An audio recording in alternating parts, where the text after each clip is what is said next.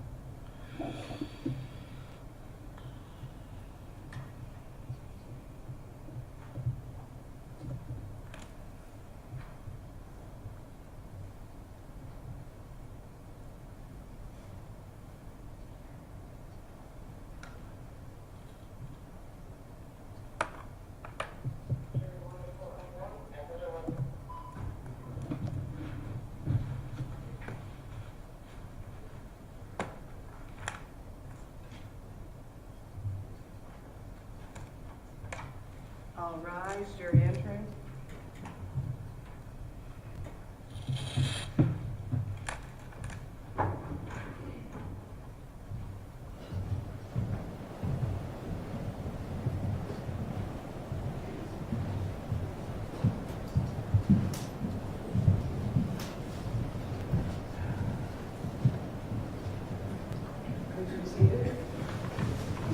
Thank you all. Good morning, ladies and gentlemen. Thank you all for being here, for being on time this morning. I trust you all had a nice, relaxing evening. So before we begin, I do want to say some words to you. I know I've given you instructions multiple times on this case about the importance of staying away from media coverage about this case, and I trust you've all been doing that. But I have been told by folks that there's been a lot of discussion or chatter about this case on various websites. There are like those community pages and those town Facebook pages. So I don't think there's any issue with it, but I am just warning you, as you're on the internet or as you're going around to various places on the internet, just be mindful that on any of those sort of community website pages in this area, there could be posts or chatter about this case because it has drawn some attention. And I want to be sure that we have a fair trial in this case and that we don't do anything which would jeopardize the fairness of the trial or the integrity of this process. Okay? So with that, we will continue with now the cross-examination of this witness. Counsel, you may proceed.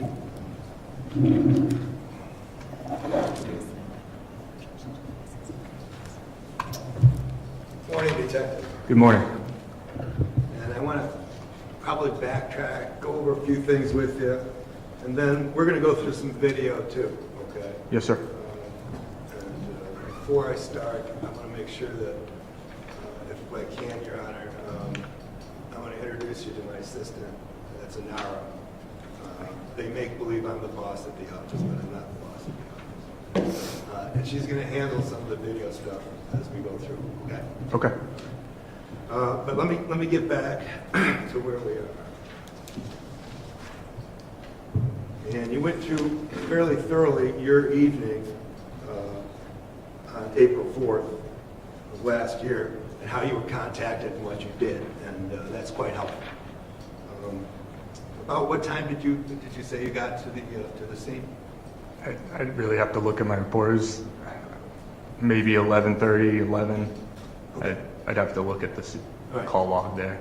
All right, but by the time you had gotten there, Kyle had been taken off the scene. That's correct. Right. And processing was your big number one thing, right? On the scene, correct. Right. And you talked to the jury about the placards and the shell casings and so forth. I did. Okay. And that's all, the shell casings were all in pretty much the same area, right? Yeah, around the same area in the roadway there. Right. And the mark where Kyle was found and where he was treated was in the same area as the shell casings. From probably about me to you. And that particular spot is easy to find because you'll see blood. I mean, you'll see red in the snow, right? There was like a higher concentration of blood there, and we saw him in the video as well. Right. And that particular concentration of blood was right in front of 41 Summer Street. Right? That's correct. And 41 Summer Street is the residence of Jason, right? That's correct. Okay. And in fact, it was right in front of his front steps, right? Yeah, there's a front porch step area there and a side entrance as well on the driveway. Right. So it was on the front there. So as we're looking at video, but I mean, basically, the shooting takes place like right in front of his house. In the roadway in front of his house at 41. Okay. And his particular motor vehicle, the truck, was parked like in front of his driveway. When I responded for the crime scene or during? No. During the videos. I'm just trying to go through. During the videos, it's in the roadway of Summer Street. Right. When you got there, the vehicle was in the driveway. Yes, it was. Okay. And you were processing.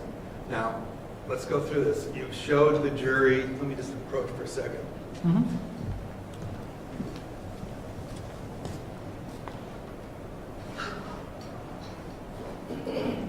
What was marked as State's Exhibit 5, that's a firearm. Correct. Okay. And this is a firearm that would have been retrieved from Jason's truck. Yes, it was in the driver's seat of the truck. Okay, let me talk to you about that for a second.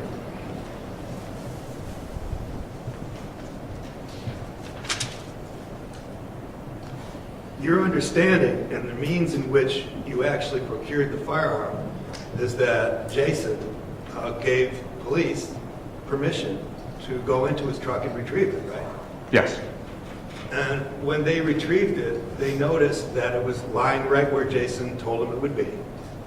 Yes. And that he had made sure and told them that what he did with the firearm was to remove the magazine, separate it from the firearm, and leave it there for them, right? I'm not sure what he told other detectives there. I was told that it was going to be in the driver's seat. Right. And that's how I found it.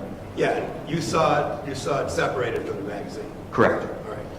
Nobody from Rochester PD separated the magazine from the firearm. Not from my understanding, no one touched the firearm. All right. So I guess we can infer that if nobody else did it, Jason would have been the guy that did it. That would be, yeah, correct. Okay. And he would have done it prior to the police getting it. Yes.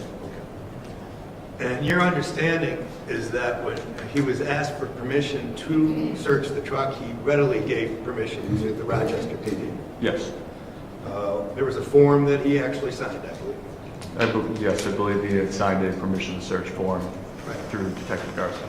Right. And, just briefly for the jury, the permission to search form kind of lays out his rights where he doesn't have to give permission to the police, right? That's correct. It's a form that basically explains what we would like to search and the fact that you have a constitutional right to say, no, we don't want this to be searched.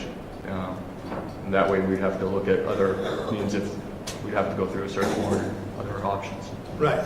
But you didn't have to go through other options because, quite frankly, Jason made it easy. He signed the consent to search, which granted us the right to search him. But also during the processing, it came to your understanding that Jason communicated that he actually had video cameras, right? Correct. And again, that coming from him to you was something that he volunteered, right? Yes. And he volunteered it, and not only did he volunteer that he had video surveillance, he actually said, again, you don't have to get a search warrant. I'm allowing you to go and take whatever I have. Yeah, he signed the consent form for the Night Owl DVR systems. Right. And those are in fact, one of those systems shows that good shot of his driveway straight down to Summer Street, right? It does show the driveway. And that's from his system that he voluntarily said you can have. Yes. And then your understanding is that he agreed to go to the police station? I was told that he had surrendered and was detained and brought back to the police station, and I had responded to the station for the initial evidence crime scene. Right. When the Rochester police got to the scene, he didn't give him any problems. He said, Not that I'm aware of, no. Right. Watching video, I don't see that either. and he just readily went with the Rochester PD to be questioned at the Rochester Police Department. Yes. Okay. So I want to make sure that's where we are for that evening. Also, there's an indication that once he parked the truck and prior to the police getting there, there's no indication in the snow that he tried to back the truck up or evade anybody, right? I didn't see that, no. He basically stayed there and waited for the police to come. Yes.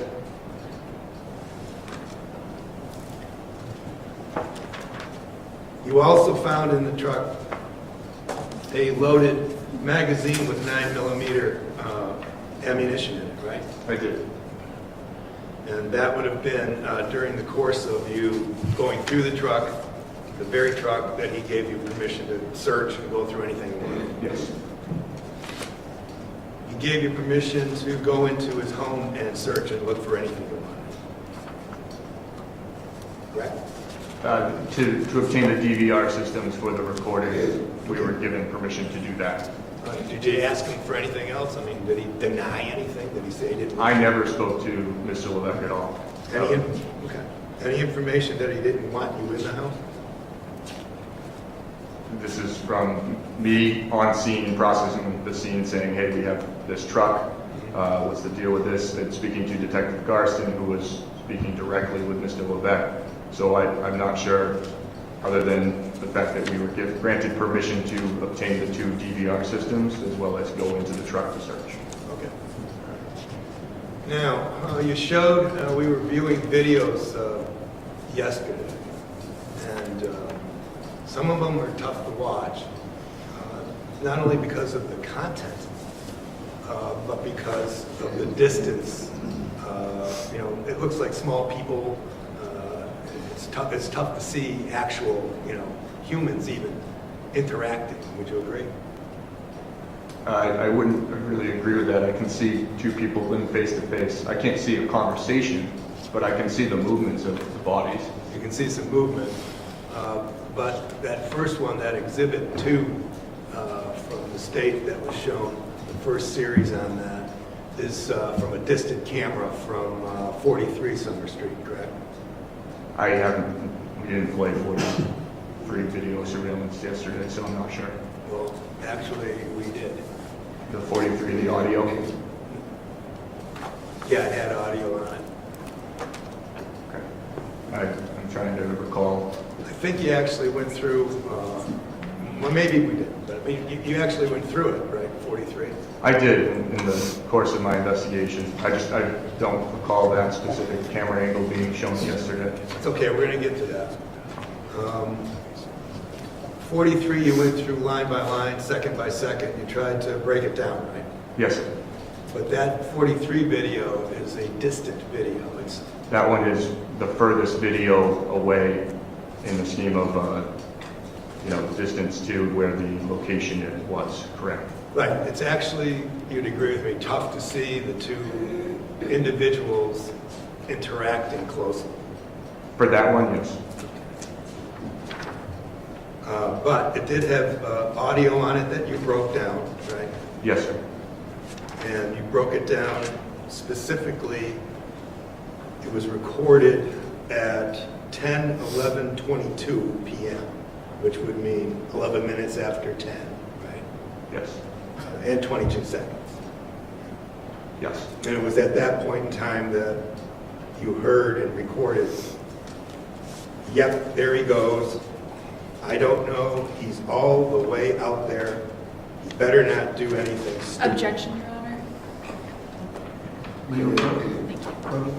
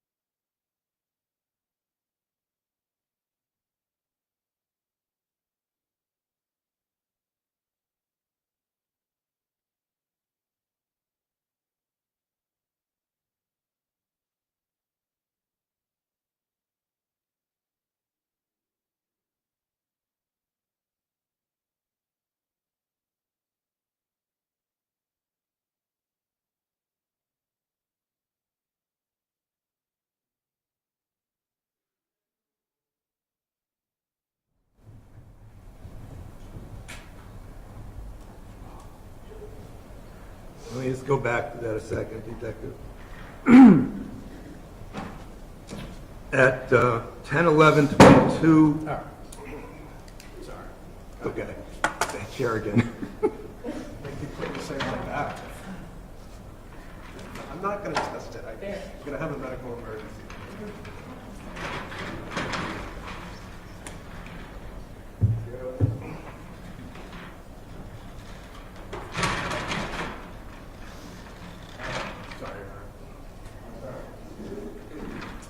At 10:11:22, in your analysis, you've got Angela LaChance saying, "Yep, there he goes.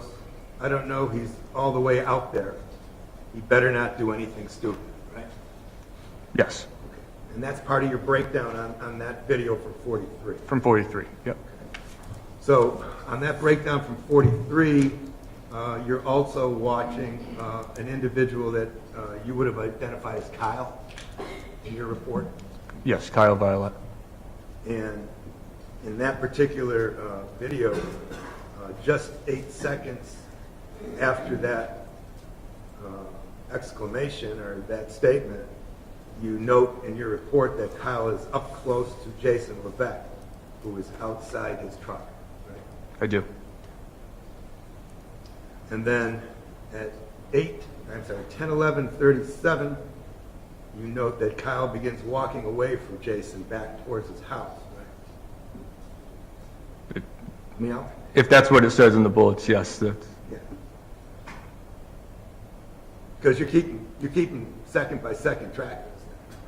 yeah, I was using like a VLC player with a frame by frame, so you can click multiple frames in 1 second span, just because the movements were very quick. Yep. And then at 10:11:37, you've got it noted that Kyle begins walking away from Jason back towards his house, right? Yes. But at 10:11:41, you hear Angela say, he better not do anything fucking dumb, end quote, right? I do. And 4 seconds later, Kyle turns around and begins walking back toward Jason. Yes. So he doesn't continue on his way to his house, right? Not at that time, if I note that he's walking towards Jason. And right after the statement from Angela, you see on the video Kyle turning around and walking back toward Jason, right? Yes. Nothing would have obstructed him from going right home, right? Correct. There was no firearm displayed at that point in time, was there? No. And again, we don't have audio, so you don't know what was coming out of his mouth, right? From my understanding, so that audio camera was the only one that had audio. You're not able to hear any conversations. If they were screaming at each other, I would assume that we could hear that because we can hear Kylan screaming outside. We can hear the conversations inside from Angela to her daughter, and we can hear them yelling outside, but the audio doesn't pick up what is being said between Mr. Levesque and Mr. Violette. That's Right, correct. Right. I mean, you don't know what Kyle is saying to Jason. Not at all. You didn't know what he was saying when he was up close to him, right? Correct. You don't know what he was saying when he turned around and was pointing at things, right? I do not. And you don't know what he was saying when he, instead of going home, turned around and started back toward Jason, right? That's correct. And again, that's before any firearms display. Correct? Yes.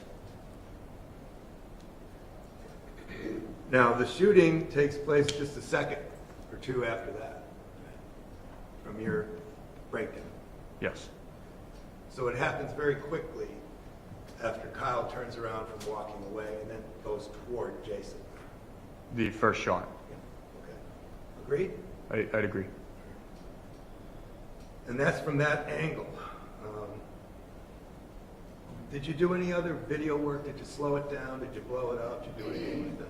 So on all videos, I would either use the frame by frame, and then on VLC Player has an interactive zoom, which is just a zoom feature where I can take a box and drag it towards a certain area, and zoom doesn't distort anything, but it makes it bigger so I can see. So I did do that to see, try to capture more of the movements or anything.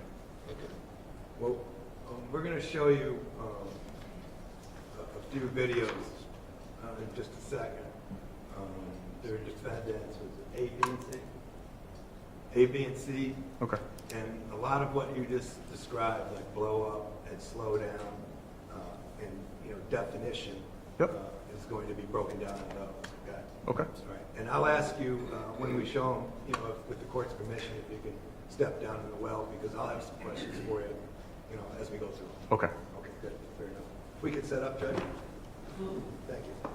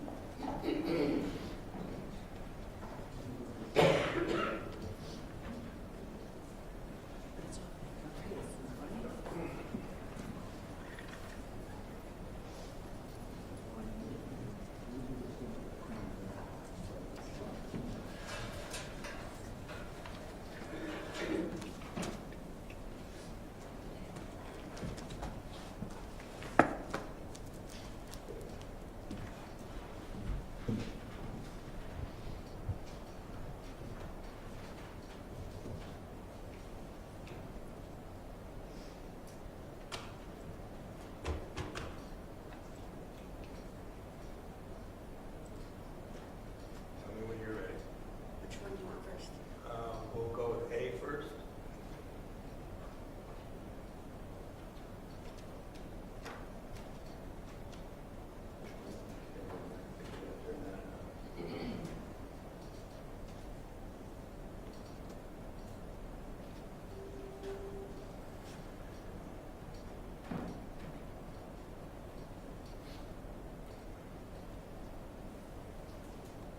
Counsel, clarify question. Has this been marked as an ID or an exhibit for, Full exhibit. has it been admitted? Household A, B, and C are fully fitted by agreement. That is correct. Very good.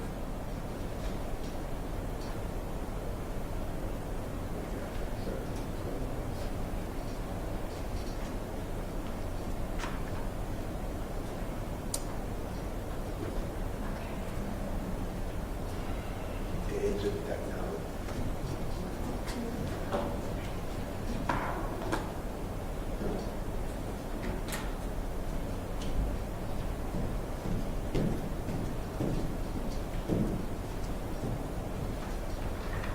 Is that our laptop?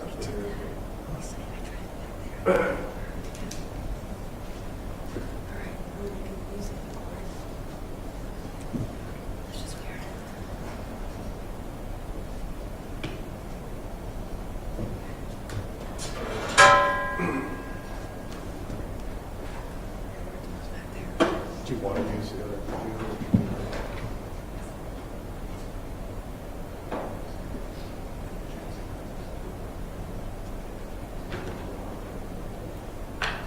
Counsel, would it make sense to take a 5-minute break? No, I think we fixed it. I think it was plugged into the wrong port.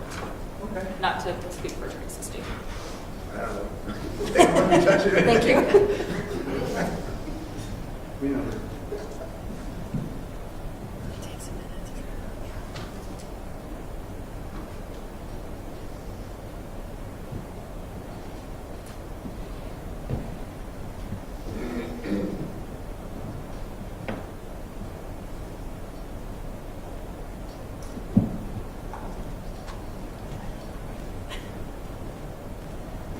I think at this point it does make sense. We could use a little break anyway. We're going to take a 5-minute little recess, give you all a chance to stretch your legs. We'll get our technology straightened out and, oh, wait a minute. Are we there? We're here. Is that going to work? Yes, should, Your Honor. Fingers crossed. All right, everybody still good? You sure? You all still good? All right. Let's see if we can make this work. Okay. Why don't you stop it right there? There we go. It's kind of self-explanatory.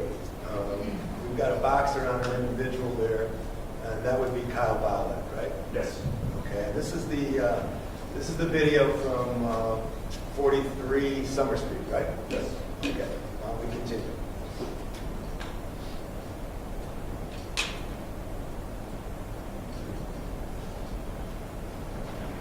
And why don't we stop right here? All right, now, at that point in time, do you see Jason at all in the frame? These are partially obstructed by the door. Right, he's actually bending down, right? Yes. Right, so he's bending down. Is there any indication from that frame that Jason even is aware that Kyle Violette's approaching him? Not that I can see. Why don't we continue? Okay, why don't we hold right there? Now, this is the initial contact or the initial approach by Violette to Jason, right? I have to watch. You're combining different clips. This is a 41 Summer Street, so Yep. I couldn't honestly tell you yes it is because I know that he goes back and forth multiple times. Okay. So with you combining them, I'm not sure. No, that's fair. And what we're going to do is we'll continue with this so you can identify if you believe it's the first contact. Okay. All right, let's go.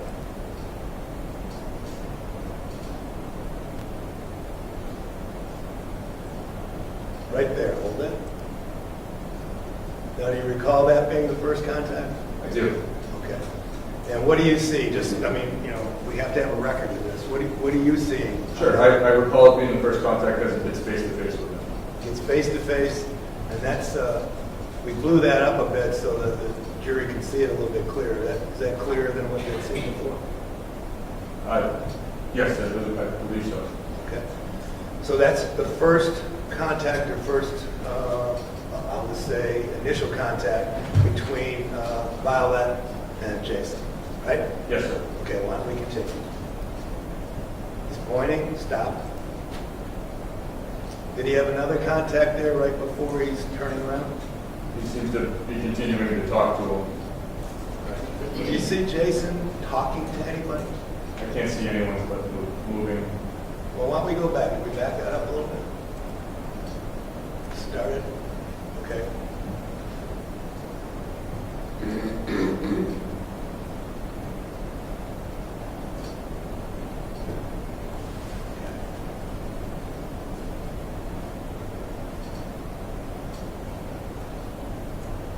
Okay, stop. And that's the first contact? Yes, sir. All right. And then let's start it again. Now stop.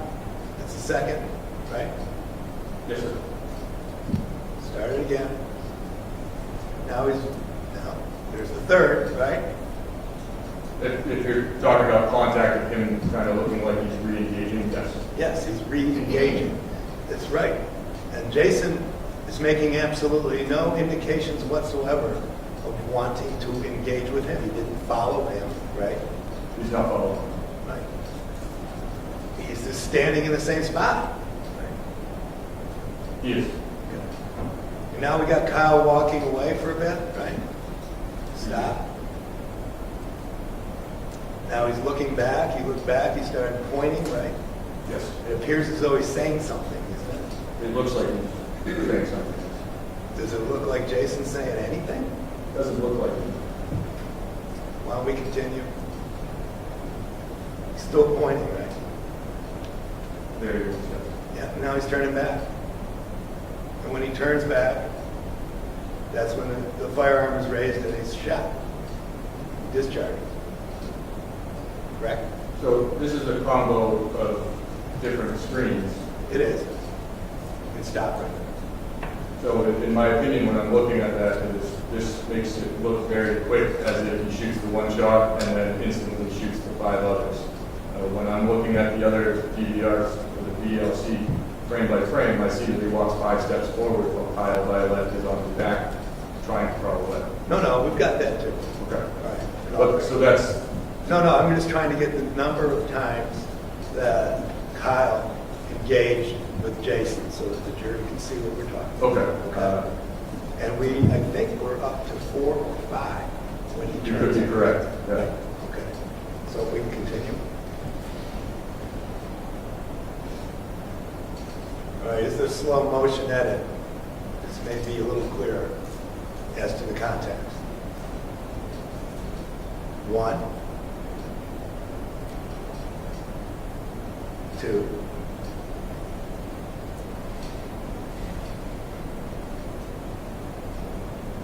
3,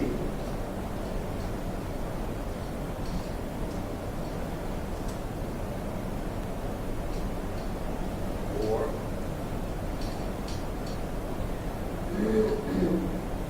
5, 6.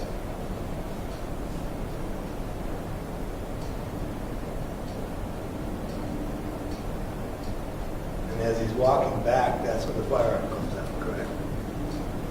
Yes. So the firearm doesn't come out until the 6th action, and that action is Kyle walking back toward Jason, right? It looks like he's walking back towards him when the firearm starts to come out. Correct. Okay. Why don't we go on to Exhibit B, and then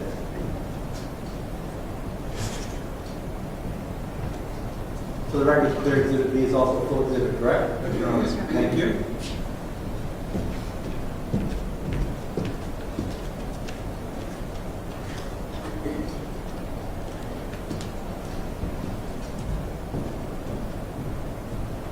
Okay, let's play. And why don't we stop a second? And what are we seeing right here?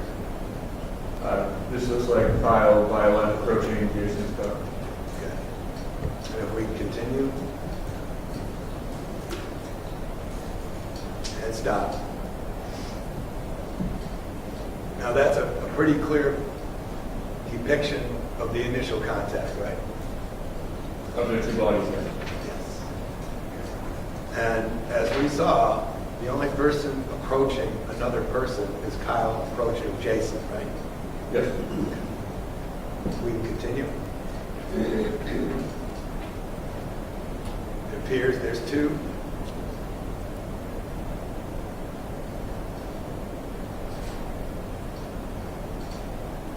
Great. Now, can we stop? In none of that sequence, do you see Jason making any movement toward Kyle, correct? Right. Right ahead.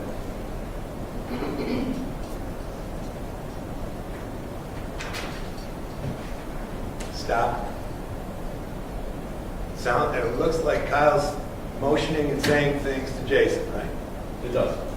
And that Jason's doing nothing but standing. Correct. Continue.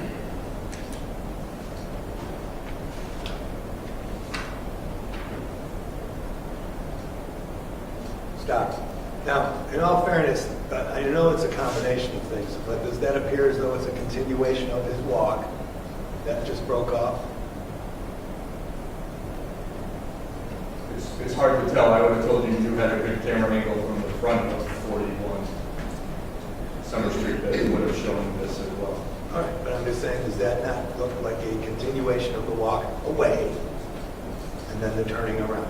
The 2 different time cuts, yes, it looks like a continuation. It's hard to tell with the edits All right, if there's anything else missing. all right. And if we can continue. Now he's going back, right? Stop. Yes. And it's at that point in time that the firearm is drawn. Once again, this is 2 different video surveillance systems, and I do not see Mr. Violette moving at all in there at that point. You may see him in a second. Why don't we keep playing? That's him right there. That's the stop. That's in there at that point, yes. Yeah, and he was facing Jason, right? He's facing him there after Jason's taking a step forward with the firearm. Right, and he's still facing him, right? Right. Right. Okay. Continue. And that's when the shot's fired, the first one. That's the first shot. Okay.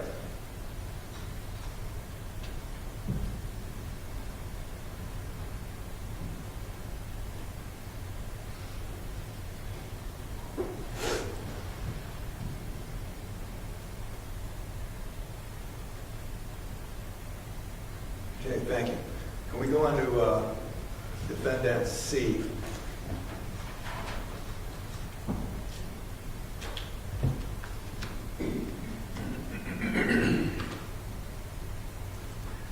Okay, why don't we stop right here? Now, this is the shot, the camera from the garage area at Yes. 41. Correct. And this is the video surveillance system of Jason Levesque. It is. That's the one that he gave you permission to take and analyze and do whatever you wanted with, right? Yeah, one of the two. Okay. Why don't we continue with that?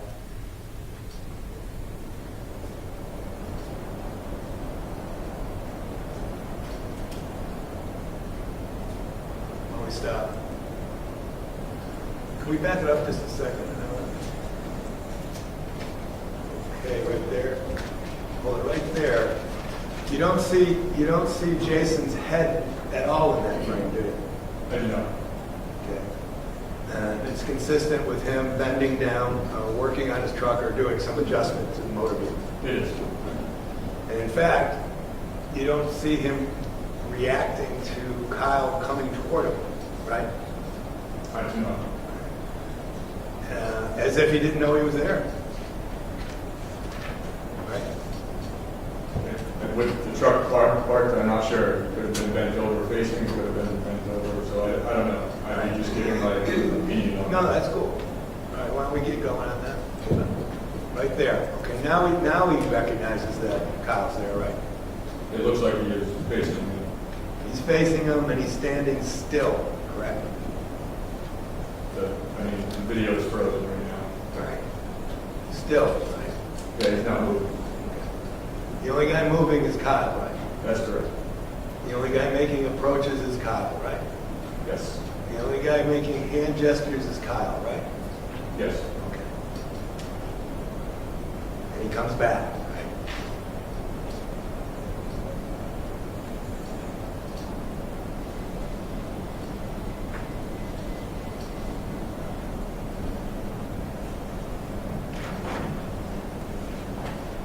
Thank you. You can resume your seat if you could. Thanks.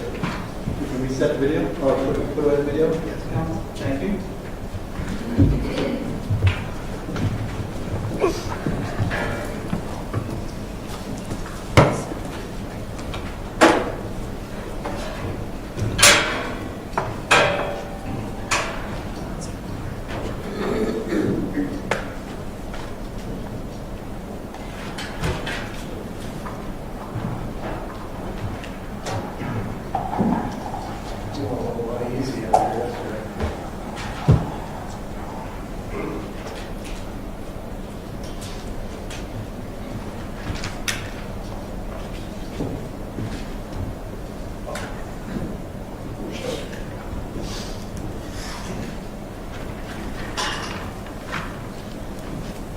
Yeah.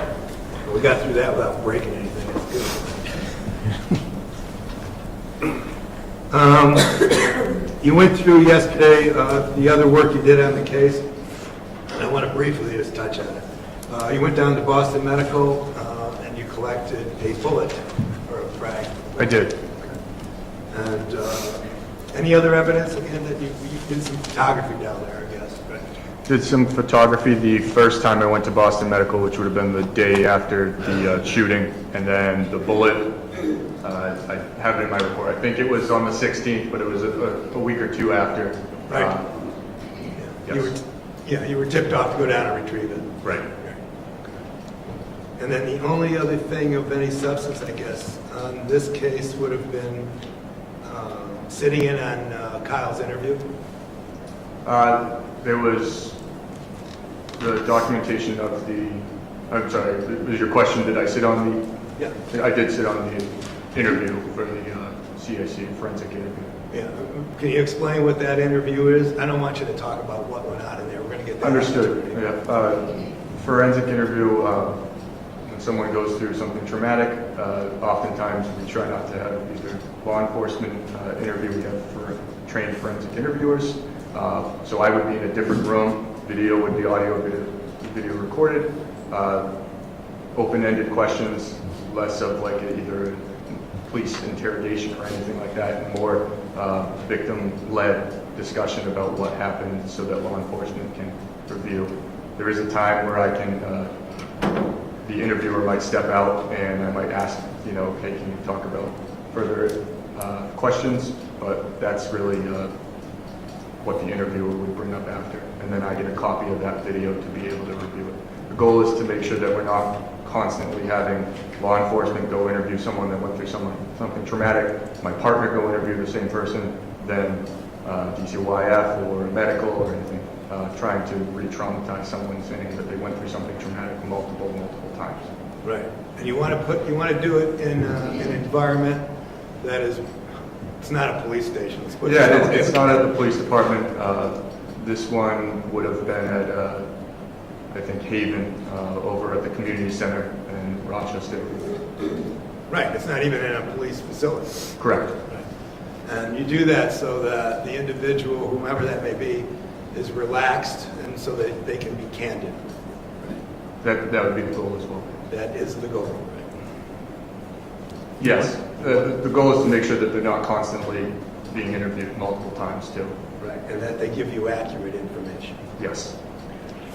If I could just have a second. Thank you.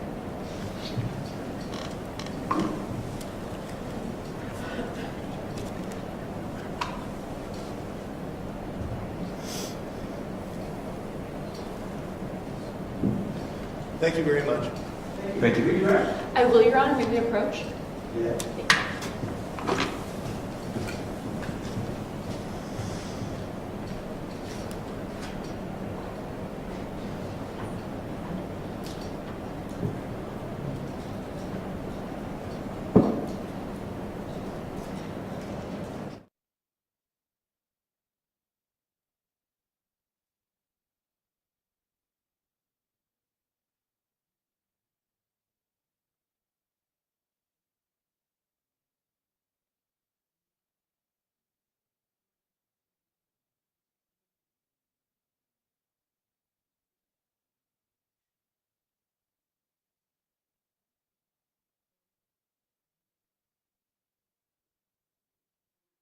Scheduling in terms of a break. Is everybody in the jury box okay without a break at this point? We're thinking maybe another a few more minutes, okay? All right, thank you. Detective Danie, I do have a couple of follow-up questions for you, just based on that. I think it makes sense, Your Honor, if witness may step out of the box and we can set the TV up. It just makes sense to start there.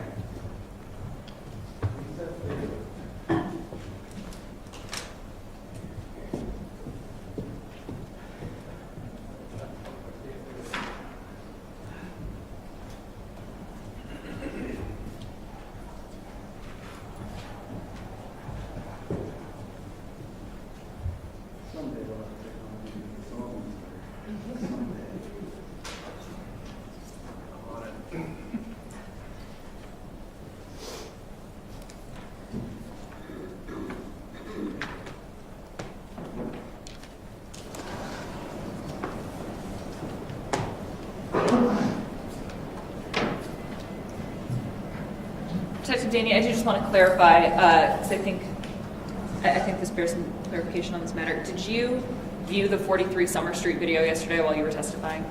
I did not. Okay.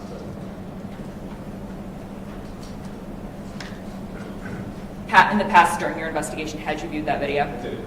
Thank you.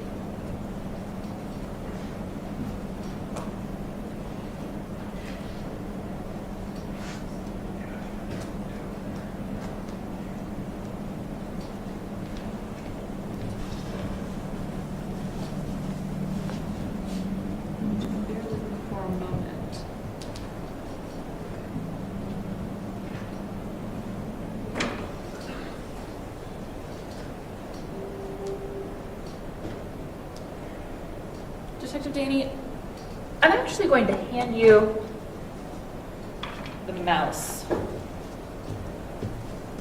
that controls what's on the computer screen. For a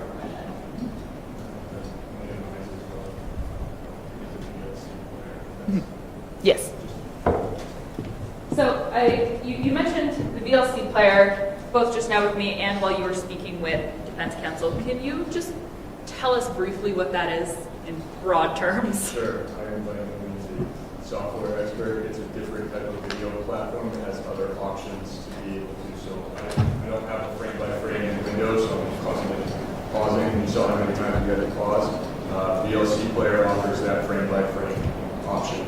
So that's generally used as a desired use for investigation. So as you're viewing these videos during your investigation, did you view them in a frame-by-frame I did. setting? Are you able to demonstrate for the jury what that looked like as you were viewing it? Actually, Detective Danie, I'm going to move you over here with the court's permission, of course, just so we can maybe get this up with less distraction. And as you're kind of setting this up, are you able to tell the jury, are you doing anything to change the nature of the video itself? Do you want me to get this up first before? So I just need the file here. So I'm going to the USB, the file, I'm right-clicking, going to open with. Instead of Windows Media Player, I'm going to VLC Media Player to open that. Is this a photo editing software? This is, to my knowledge, no, not a photo editing, it's just a viewing. I'm not sure if it has those features. I don't know how to use those. So as you were viewing the video in the way that the jury is about to see, during your investigation, were you altering the, I'm going to say integrity of the video? No.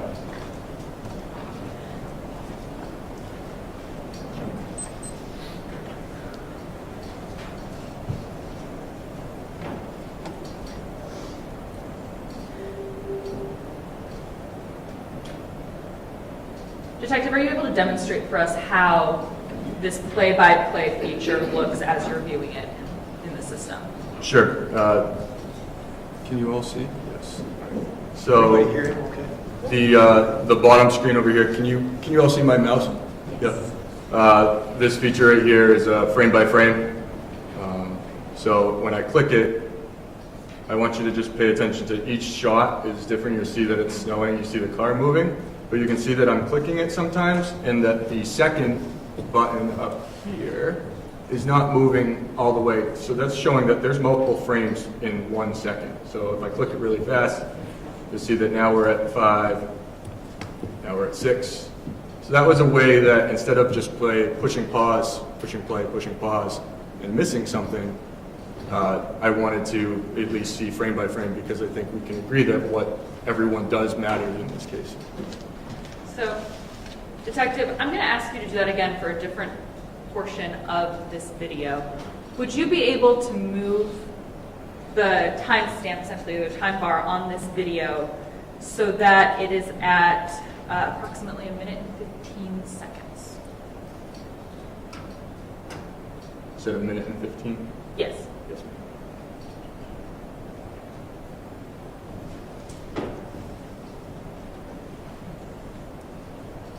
Is that where we were?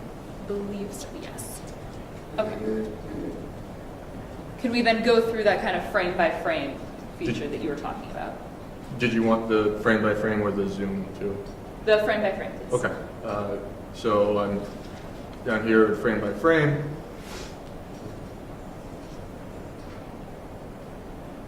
I think I told you the wrong time. Let me double check that. I apologize. You have more experience on this than I do. The bullets say like 22 something. Yes. Can we fast forward it to where it is 22:16 at 42 seconds? Is that about where we're at? Okay. Can we go frame by, before we go frame by frame, can you tell us what we're looking at in this video? This is at 16:40, so 10:16, 40 seconds in, and this is the point where Ms. looks like he has his firearm pointed towards the direction of Kyle. Okay. Can you go frame by frame for us?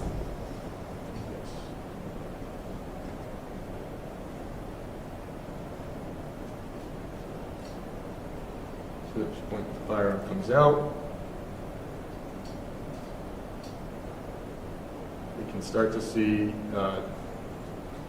Mr. Violette almost in a turning, recognizing that he's seeing a gun.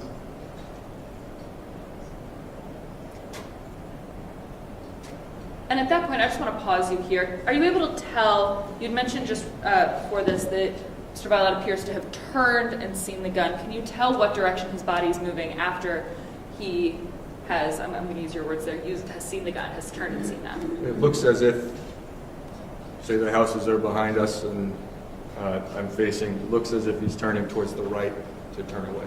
To turn back in the direction of his house? Yes. Please continue with the frame by frame. So Can you this- pause? At this point, are you able to tell which direction Mr. Violette was heading when the first shot was fired? At this point, with this video, no. Okay. Has the first shot been fired at this point in the video? It is currently tell being us- fired, yes. Can you tell us kind of how you can tell? We can see that explosion from the barrel of the gun. Please continue.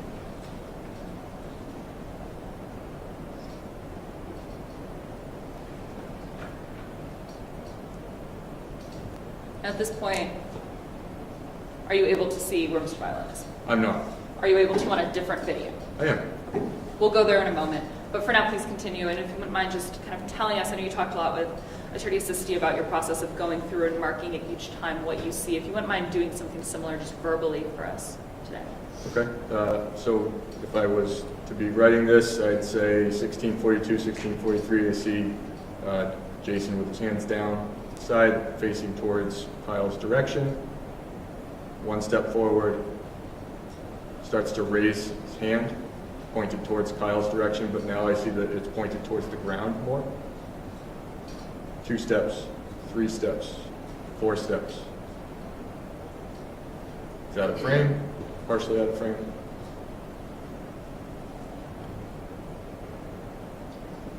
Starting to walk back towards the truck, turns around to look, appears to be looking down, turns back towards the truck and starts walking back towards his truck. I think we can pause this frame by frame here, and I'm going to see if we can open one of the other videos, the porch view, if you would mind. So porch view, I'm right-clicking again, and instead I'm opening with the LCD media player.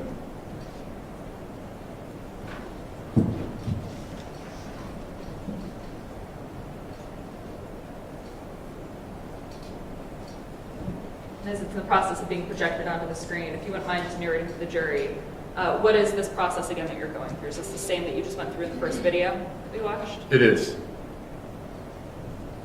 And again, are you altering the integrity of the video as it exists? I'm not.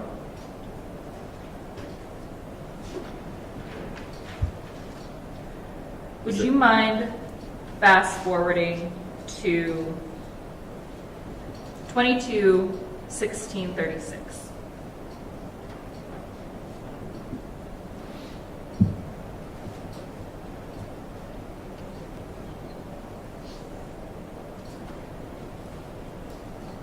Is it set up to do that frame by frame that we had discussed? Yes, it is.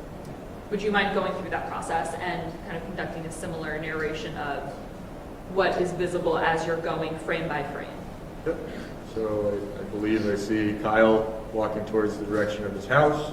He's turning, facing towards the direction of Mr. Levesque, walking towards Mr. Levesque. Out of frame, I still see a shadow. Looks like he's taking a step forward. I see both shoes if they're pointed towards the outside, as if he's turning. I just want to clarify what you mean by that. Both shoes as if it's pointed towards the outside. Yeah, I'm sorry. So if he's facing and turning this way, and both of his shoes, I start to see they're not pointed towards the direction of the truck. They're starting to point towards the opposite side of the road, leading me to believe he's turning around. Thank you. I appreciate your demonstration.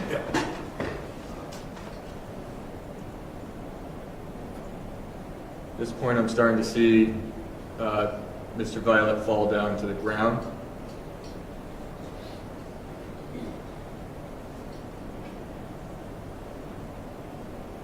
And I'm starting to see both his hands right here. And I'm starting to see him in the position while he's crawling.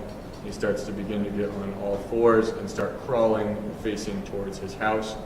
And at this point, I'm starting to see some introduction of, I guess, almost smoke or disturbance, which kind of leads me to believe that these are the next series of shots that are there. Would that also be consistent with where those shell casings were found and It where would. the blood was located on the scene when you arrived? It would.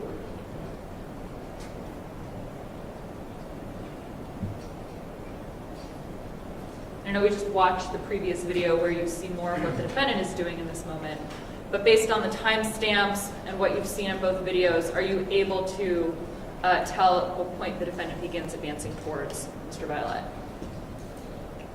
I'm sorry, can you ask that? Yes. So are you able to tell based on looking at the video we just watched and this one, as well as what both parties are doing during those videos, where Mr. Violette is located when the defendant begins advancing towards him after that first shot, where his body is placed? Where Kyle Violette's body is placed when Mr. Levesque advances towards Yes. him. He's on the ground. Looks like he's either on all fours or trying to crawl facing towards his house Thank you. Please continue. with his back up.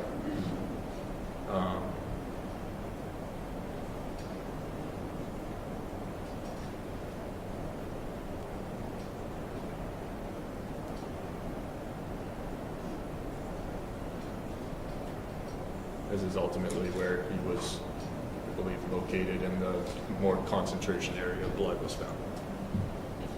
Your Honor, one moment.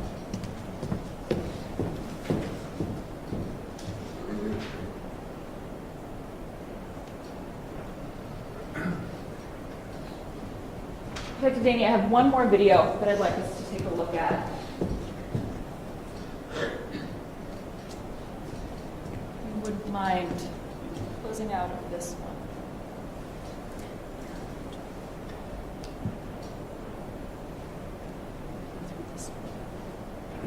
Counsel, I'm sorry, I thought I should have done this before. All the videos you're showing him now, these are all contained on State's Exhibit 2. Yes, I apologize, Your Honor. I should have That's all right. clarified that. These are all in State's Exhibit 2. They will all be made available for the jury. Just want to confirm what we're looking at. Yes. So these are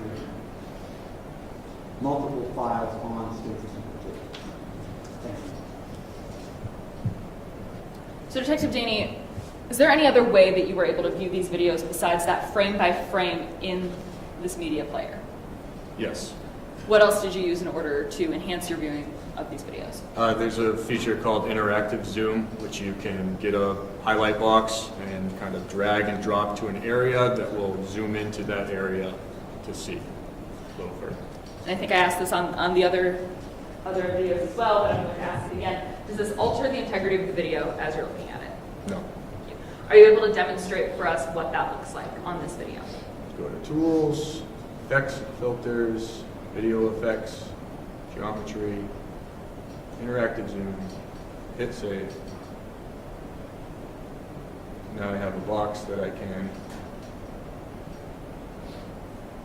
highlight an area that I might want to watch. And I just want to be clear for the record. It looks like there are two little screens. Yes, on this. correct. Can you tell us what this one in the corner is? The corner screen is the actual view of what the video contains, and it contains a white box that you can drag and drop to an area. So for instance, if I wanted that top left corner, I would drag and drop, and now this bottom part is that zoomed in area of that white box. Thank you so much for clarifying that. If you wouldn't mind, on this video, fast forwarding it to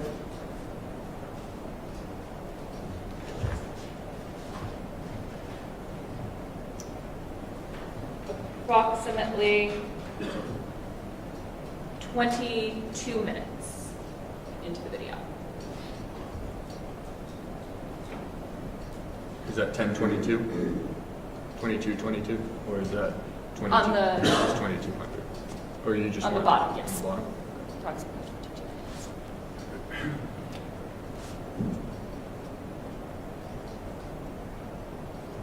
2155 is fine. So- Are you able to then move that box so that the focus is exactly that? And can you just narrate for us what is in kind of focus of this Zoom? Yeah, this is the driveway of 41 Summer Street, and it's the front of Mr. Levesque's truck, his plow truck, and showing some of his driveway and a car that's there as well. Okay, would you mind, are you able to do the frame by frame on this as well, I am. while it is zoomed in? So right here I'm able to see Mr. Levesque and Mr. Violette.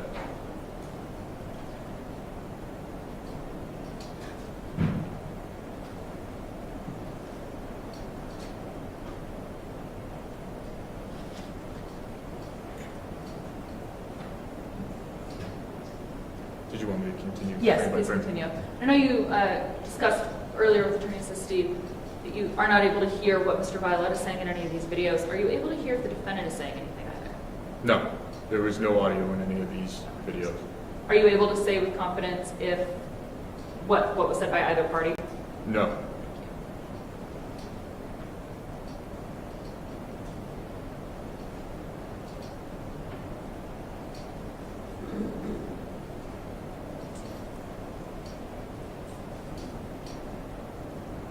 So at this point, can you tell us what we're looking at? So at this point, if I were to go back,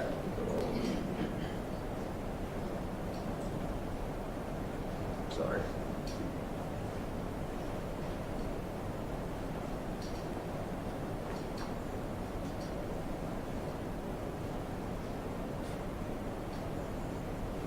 So at this point, I start to see Mr.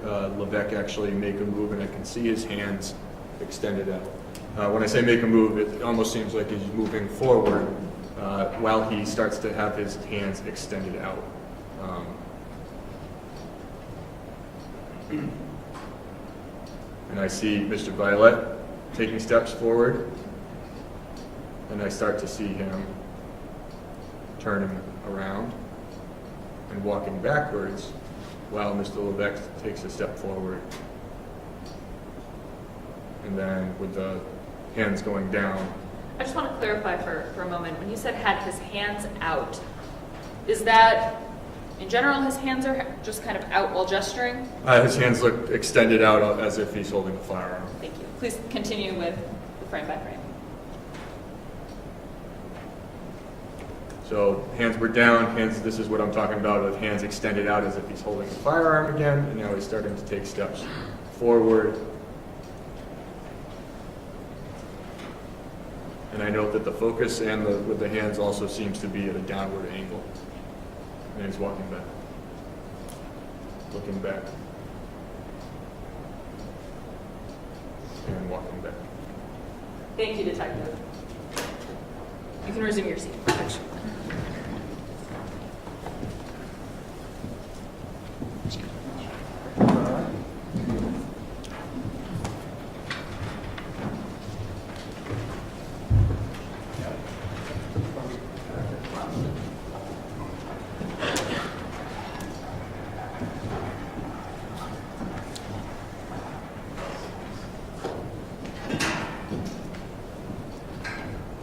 Detective, can you tell us what the value is for you during your investigation and viewing the videos the way that we just showed the jury?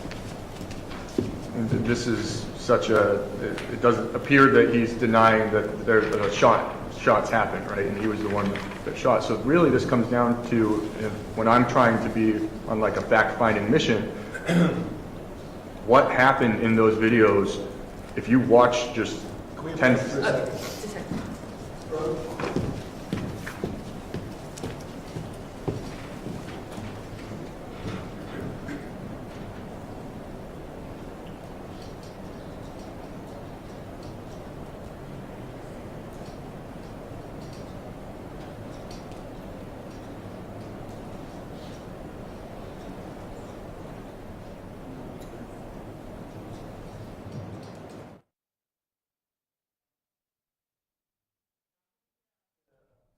Or clarifying question. Yes, Your Honor. Detective, let's back up a little bit. Sure. Does going step by step and frame by frame in those videos, is it easier for you to get a clear picture of what happened? It is. Is that in part because the videos look fast when you just watch them straight through? Yes. So when you go frame by frame and when you zoom in, does it allow you to get a more accurate picture of what's actually happening? It does. Does it allow you, in cases like that driveway video we just saw while zoomed in, does it allow you to essentially cut out the extraneous part of the video and focus on what you're needing to be focused on during your investigation? It does.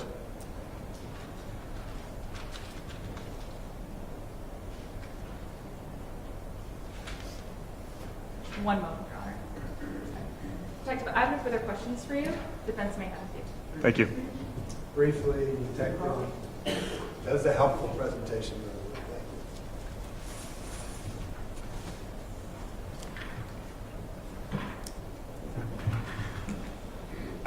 you.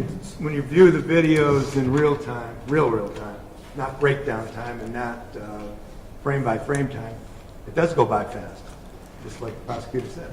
Yes, sir. In fact, I've got your log, and it took only 5 seconds from the time Kyle made his last turnaround and approach to Jason until all of the gunshot was over. If that's what the bullets say, then yes. 5 seconds. Correct? Correct. And as we watch these various videos and various angles, you'd agree with me, there was only one person who appeared to be confronting the other person, right? I guess it depends on what you're qualifying the confrontation. I would say anyone pointing a gun is a confrontation Oh, too. no, let's go before. Before that? Yeah, Yes, I'd agree with you. yes. And that person would have been Kyle Violette. Kyle confronting Jason, right? Yes. Thank you. Thank you. So now, I think this is the appropriate time for our morning break. So we're going to take 10 minutes and then we'll be back. Thank you very much. All rise for jury, please. All rise.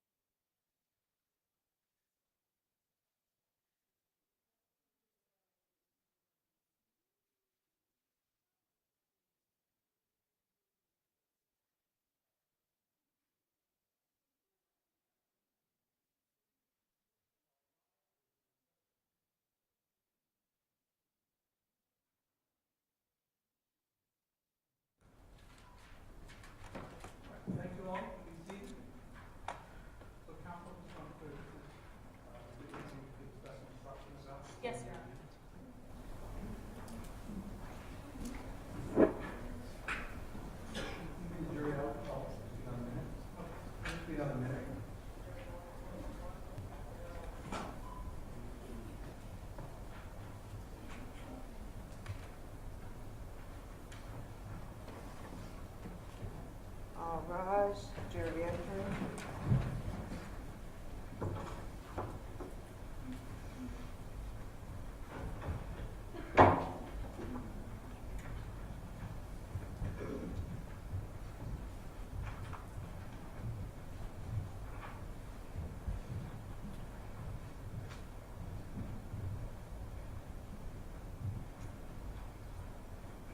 Please be seated. Okay, ladies and gentlemen, before we call the next witness, I do have to give you some further instructions. As is the case sometime. Can we approach? Sure.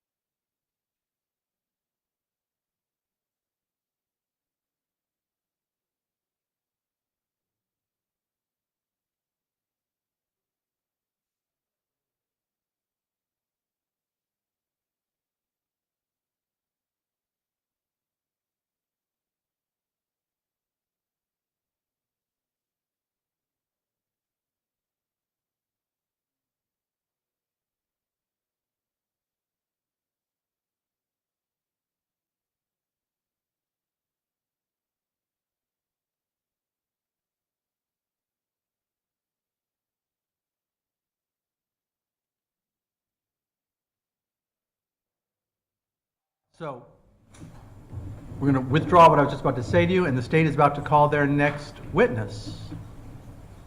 Thank you. And that witness is State calls John Freese. John Freese. Thank you. The witness standing in this courtroom, you may be aware, is to the left of the judge. And if you could approach kind of around the corner there, face the judge, and remain standing for your oath. All right. Good morning, sir. Will you raise your right hand? Do you swear any testimony you're about to give will be the truth, the whole truth, and nothing but the truth under the pains and penalties of perjury? You may be seated. Just please keep your voice up so everyone can hear you. Counsel, you may inquire. Thanks, sir. Can you state your name and spell your name for the court record, please? Sure, John Freese. The last name is Freese. And what do you do for work? I'm an emergency physician Where? at Frisbie Memorial Hospital primarily, but also hospitals in New Hampshire and Virginia. Understood. Can you give the jury just a brief summation of your professional training and experience? I've been an emergency physician for 25 years. I trained at Indianapolis, the Indiana University Emergency Medicine program back in 2000. When I graduated from there, I did my postdoctoral fellowship in EMS, or Emergency Medical Services, at the New York City Fire Department. Spent 10 years as a medical director with the fire department, was chief medical director, and oversaw all the ambulances in New York City for that decade, during which time I also worked clinically. And then for the last 12 years, I've been primarily here in New Hampshire and now also Virginia. Thank you. I think that suffices. Look, do you remember, with the benefit perhaps of reviewing some records, treating a patient named Kyle Violette? Yes. And my understanding, if I could just briefly summarize, you saw him, but he then was transferred to 2 other hospitals. That's correct. You know, given the nature of his injuries, can you just give us a thumbnail, an estimate of how many physicians do you think treated him over the course of his 3 admissions to various hospitals? It was dozens. And so I'll cut to the chase. You know, by agreement with Attorney Sisti, we've asked you to kind of come in and summarize the treatment evaluations from each 3 of the hospitals, so that we don't bring in dozens of physicians. Is that how you understood your testimony today? It is. And have you had the benefit then of reviewing treatment notes, summaries and image notes from the other hospitals? Yes, I have. And based on your training and experience, notwithstanding the fact that you didn't actually do the treatment down in Boston, do you feel comfortable sharing with the jury a summary and an explanation of the treatment and injuries? I do. Great. Then let's get started. And just so the record's clear, this is without objection, correct? No, this is actually an agreement we made like a week ago. So Very good. Just get this going. wanted the record clear. Thank you. Continue. To understand, it could take days to talk to 13, 14 different... Of course, the court understands. I just wanted the Thank you. record clear. Okay. Just wanted the record clear. Dr. Freese, do you recall when Mr. Violette was admitted? It was April 4th of 2022. And I'm going to refer you to my reference note of page 427. Actually, this may be faster if I approach, Your Honor. Of course, please. Can you share with the jury, and you said he was admitted to what facility? Initially to Frisbie, and I misspoke. I said 2022. It was 2024. I've done that too. In the past 2 days. So, do you recall the time that he was admitted and discharged? He was admitted to Frisbie at, Counsel, I'm referring to page 427 of the notes. I'll direct your attention to the fourth paragraph. at 10:30 p.m. And then can you indicate when he was discharged? Yeah, at 11:13. So about 45 minutes he's at Frisbie, correct? That's correct. And if you could summarize the evaluation, the injury notes, the triaging notes from his arrival at Frisbie. How did he appear to you? So when he arrived, he was anxious, he was pale, he was confused, as most people are when their blood pressure is critically low, as his was. His initial evaluation demonstrated a number of gunshot wounds, and his initial treatment for stabilization, given his very low blood pressure and the severity of his wounds, was to secure his airway. So he was paralyzed, sedated, and intubated or placed on a ventilator. He had a cordis introducer placed, which is a very large IV catheter that was placed into his femoral artery to allow for the rapid administration of blood products. And he had a chest tube placed, a large tube that goes into the chest cavity to allow his left lung to re-expand. Very well. I'm going to direct your attention to what is our discovery note of 446, should be on the bottom right-hand page of your notes. Okay. There appears to be an admission summary. Can you indicate the number of gunshot wounds that Frisbie was able to identify? It appeared to be a total of 6 gunshot wounds. And can you briefly describe them to the jury? Sure, there were 2 to the left chest. One was just below the clavicle. One was over the left lateral chest wall.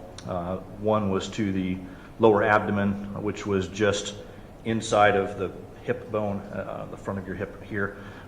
The next was to the left hemiscrotum, so just adjacent to the penis and somewhat involving the penis and the scrotum. And then there was one to each buttock. You had described that the pelvic, the abdominal wound was anterior. That's actually on the front side. Correct. Okay, and behind that was a gunshot wound to his left buttock. Is that correct? Correct. This goes on to indicate the sort of the level of concern. What was the determination of his condition? He was critically ill. And would you consider critically ill to be life-threatening? Imminently. And so you had made some additional notes that I don't understand. The patient was notably, and can you share that word? Tachycardic? The patient was notably tachycardic or had an elevated heart rate and markedly hypotensive, meaning his blood pressure was incredibly low, with an initial systolic blood pressure in the 50s. And then what did you do in response to that, if anything? So, as mentioned, he had the cordis introducer placed, which was the large bore IV. He had 2 units of blood that were initially ordered. The intubation, placing him on the ventilator, like I mentioned, and then immediately after the intubation and placing him on the ventilator, the tube thoracostomy or the chest tube was placed in his left chest. I noticed that the notation uses the term a massive transfusion protocol. What is that? Most hospitals have a transfusion protocol that requires the administration of multiple blood products in the case of a critically ill patient who appears to have significant bleeding. So it includes the administration of not only red blood cells, but also products to help to replace the factors that allow you to form a blood clot, so that you have all aspects of your blood being replaced. There's a notation on 427 that indicates at 2240 PRCP Unit 1 and then Unit 2 both transfused within 10 minutes. Is that notable to you? Yes, it's a rapid infusion, as we would expect for a critically ill trauma patient. And so after making these assessments, what do you actually do at Frisbie Memorial? So like most smaller hospitals or critical access hospitals, the role of a smaller hospital is to stabilize the patient so that they're able to survive transfer to a tertiary facility or a higher level of care, or in this case, 2 higher levels of care. So our goal was to maintain his blood pressure, maintain his airway, improve his breathing, get in touch with a trauma surgeon at a local hospital, in this case Portsmouth, and move in there as rapidly as possible. And did they agree to receive this patient, Mr. Violette, at the Portsmouth Hospital? They did. Dr. Cromer accepted the patient.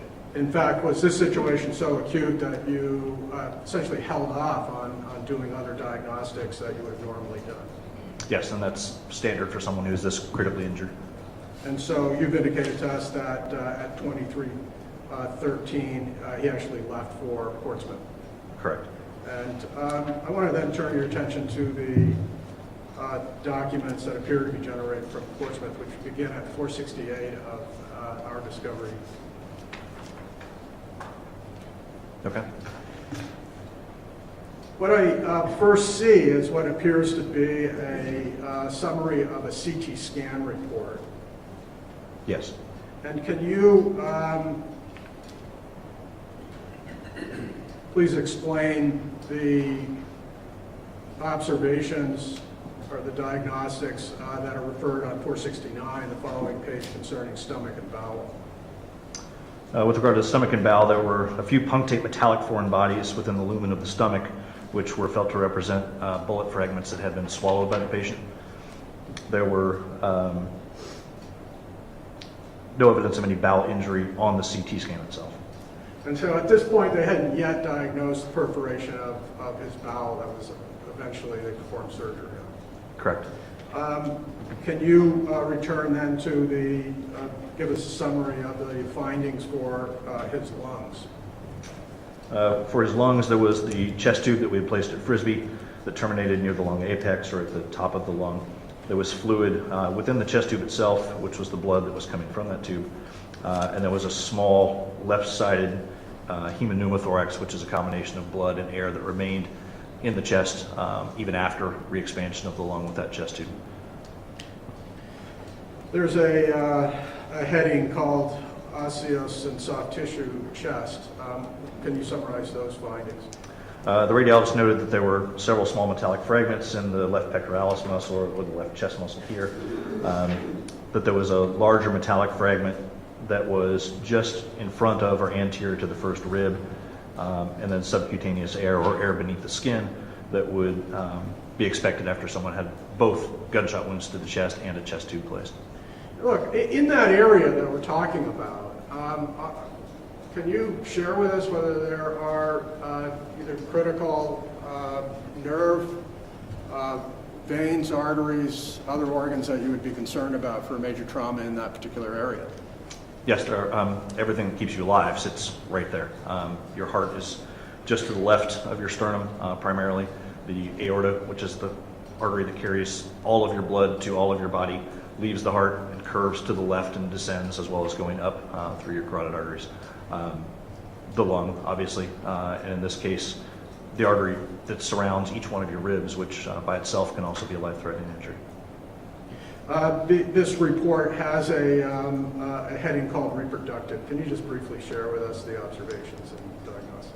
Yeah, they note that there is some subcutaneous air, so again, air beneath the skin within the left hemiscrotum or the left half of the scrotum. They were able to describe this as an entry wound that was adjacent to the left base of the penis, and then some small metallic foreign bodies beneath the skin that were noted, as well as several smaller metallic foreign bodies within the scrotum itself. And they were not able to visualize in this study the patient's left testicle. Understood.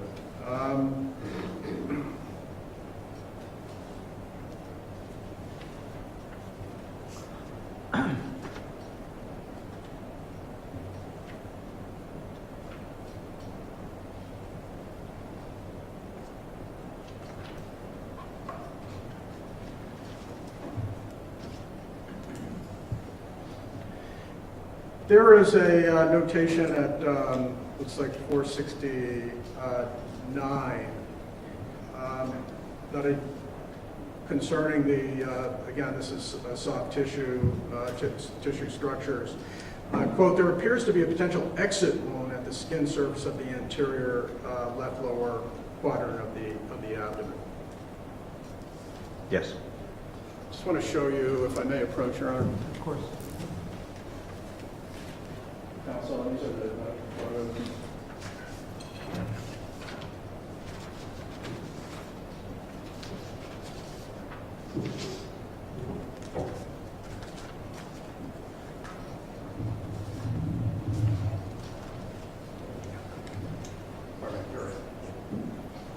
Your Honor, these are full exhibits, and I have no objection. Very good. The record will so reflect these are full exhibits. I'm going to show you what's been marked as States 19. Just ask if you could explain kind of what you see. So this is, by definition, a critically ill patient, as evidenced by the fact that they're on a ventilator. The patient appears to be his left chest tube still in place from what I can see from the lines. He has an oral gastric tube in place, which is a tube that drains the stomach of the gastric contents or the stomach contents that you produce every day, even if you don't eat, and multiple monitors. I had originally asked you about the observation or the statement describing an exit wound in the abdomen. I'm going to show you Stage 21 and ask if that is consistent with the evaluation that is read. It would appear to match. And as an exit wound, does it make sense that that would correlate with what I'm going to show you in States Exhibit 23, which, if you could just describe that to the jury. So this is a wound that appears to be on the high portion of the left buttock, relatively large in size, and with no surrounding skin changes. And is that where the entry wound, would that make sense to you medically, that the abdominal wound was in fact the exit wound? It certainly could be. And so the image that we see in, if I may, in 21, while located kind of on the front of his body, was actually inflicted from behind him. Yes, it appears so. Do you recall evaluating initially the gunshot wound to his face? Yes, I do.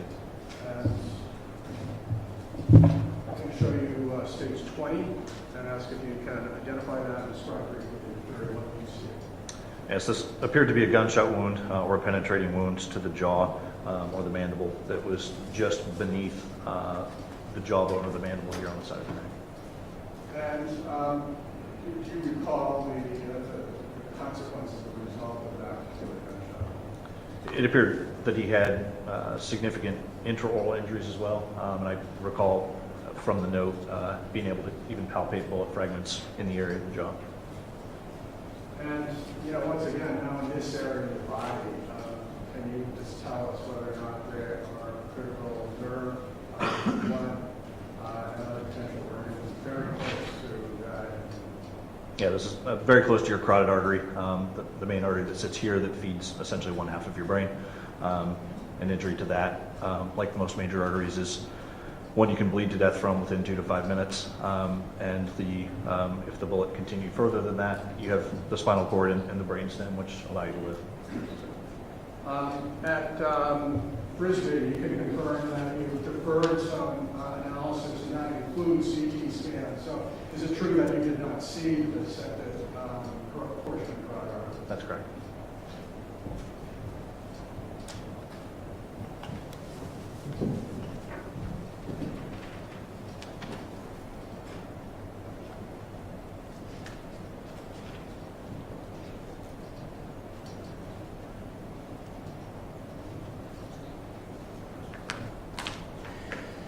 There is a brief summary on 492, if I could refer you, before he is then passed on to Boston Medical Center. And at the bottom there, it seems to be a paragraph. Can you confirm that at Portsmouth they were required to provide massive transfusion, continued there? Yes, it did. And that the injuries were consistent with what was observed at Portsmouth, but here at Frisbie, but they add here that they now have observed an external carotid injury, complicated mandibular fracture, pulmonary hemorrhaging, and again, make note of the significance of the external carotid injury. Can you just briefly describe for the jury what they're talking about? Yeah, so what they found on the CT scans that were performed there was that the carotid artery, which comes up your neck and then splits into the internal carotid artery that goes to your brain and the external carotid artery that goes to your face. The external carotid artery had a sudden occlusion near its origin from the common carotid artery. So it appeared that the bullet had transected that artery. What do you mean by transected? Or had cut in half or caused the blood flow in that artery to stop. And can you confirm, to your knowledge, that at Portsmouth, they did some surgical intervention? Yes, they did. That they repaired a temporary repair of his bowel, that is taking out a section of his intestine and lower bowel? They did. They identified that injury, the scrotal injury that required removal of his left testicle, and because of, as we mentioned previously, the continued air and fluid that still remained within his chest, a second chest tube was placed at that time. And then do you recall why it was that they transferred him out of Portsmouth? The injury to the carotid artery was felt to be such that it could potentially progress and needed specialized care not available at Portsmouth. Portsmouth is a level 2 trauma center. It needed a level 1 trauma center with specialized vascular surgeons. And did that turn out to be Boston Medical Center at the Yawkey facility? Yes, it did. And do you recall that he was, in fact, medevac, that he was flown down to Boston to receive the treatment given the discovery of the vascular injury? Yes, he was. I would like then to just, if I could briefly turn your attention to the Yawkey admission, to the Boston admission, is at page 44, which is grossly out of order in yours. I think it's at the end. Yes, I have that. And just down to the bottom of it, can you just review this paragraph and summarize what it is that Boston observes? Sure. So they observed that this gentleman had been transferred now from 2 hospitals. They summarized his injuries from his CT scans, including his fractured mandible or fractured jaw, nasal fractures, the transection or the cutting in half of his external carotid artery on the right, an injury to his left chest that included, as I mentioned, the left hemopneumothorax, or the blood and air that was outside of his lung within his chest. The first rib fracture, what's documented here is a right RP hematoma, or a right retroperitoneal hematoma, meaning a blood collection behind the abdomen. A right iliac wing fracture, so that the wing of the hip bone here that was fractured, a pelvic hematoma in that same area, the left scrotal injury, and then a fracture of his left femur. And then they summarized the previous procedures that had been done. Very well. On page 54, there's a paragraph down to the bottom that likewise, I think, recites the level, the degree of injury or concern here. Yeah, so they summarize all of his injuries, but they comment to begin that the patient is critically ill with hypovolemic shock, acute respiratory failure, the hemothorax, the pneumothorax, acute blood loss anemia, and that has resulted in impairment of vital organ function with a high probability of imminent life-threatening deterioration. And I probably should have done some of the vocabulary. Can you define hemothorax and pneumothorax for the jury, please? Sure. Hemothorax is a collection of blood outside of the lung or between the lung and the chest wall, and a pneumothorax is the same, but in that case, air. And on page 55, there appears to be a summary from a different physician who concurs that these injuries require involvement of highly complex decision-making to assess, manipulate, and support treatment of vital organ system failure. Yes. Does that fairly summarize Mr. Violette's condition when he reached and was evaluated in Boston on 4/5/24? Yes, that would be consistent with what we saw at Frisbie and what the documentation throughout says. And, without getting into the litany of surgical interventions, was it your expectation reading these that significant medical intervention was required in order to save Mr. Violette's life? Yes, it was. So those are my questions. Thank you. Attorney Sistine, cross-examination? No question. No questions. Doctor. Doctor, you're excused. Thank you for your time.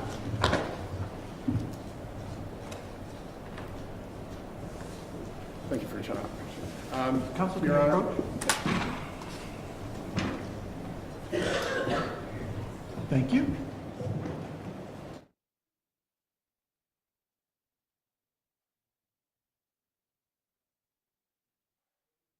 We just finished the witness. This is a good time for us to take our lunch break. So we'll be back here in an hour at 1 o'clock or so. All right? Very good. Thank you all. Please rise.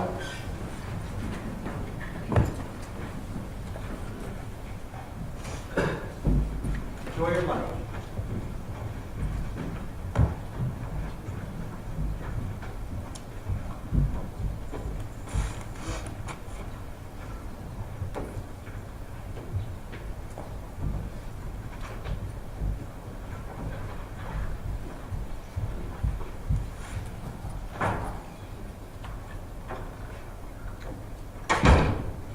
We'll see you back after lunch.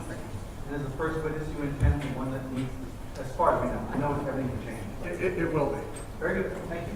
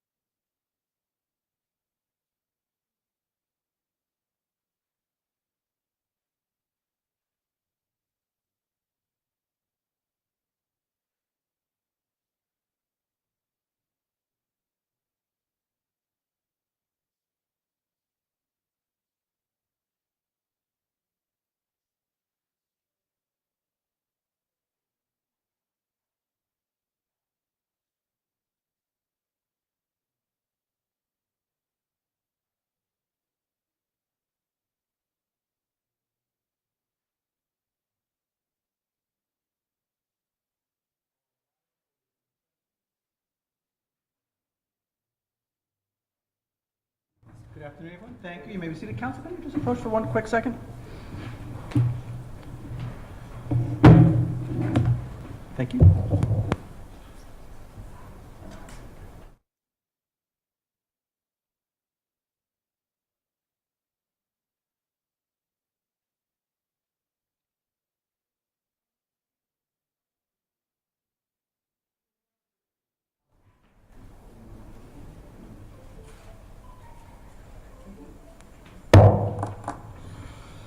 All rise, Jerry entering.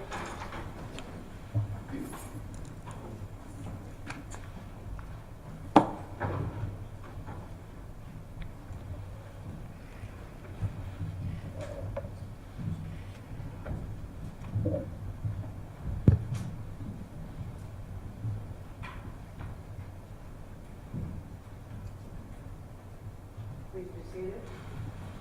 Thank you. Good afternoon, ladies and gentlemen. Thank you for coming back. Not that you have any choice, right? I hope you enjoyed your lunch. I heard it was very nice outside, and some of you got to walk around out there. I'm sorry we're not doing the view today, right? It would have been a good day for the view. I do have to give you some preliminary instructions before we hear from this next witness. So, as you can imagine, it's often anxiety-producing for people to testify in court, and sometimes witnesses ask the court to make certain accommodations for them, as comes up sometimes. We were asked by this witness to allow her to use a comfort animal to help her get through her testimony. The counsel for the parties have not objected to that. The court has reviewed the request and thinks that it meets all of the policies of the court. I've been assured that it won't be any distraction. If it were to become a distraction, we could deal with that. I will instruct you, you're not to give the fact that this witness has a comfort animal, it should not play any part in your deliberations in any way. So you're not to rely upon it in deciding whether this witness is credible or not credible, or deciding what weight to give this witness's testimony. It should just be a non-factor that you're not really to rely upon in any way in assessing this witness. Okay? And with that, we will call the state should call its next witness. Thank you, Your Honor. The state calls Kira Levesque. Thank you.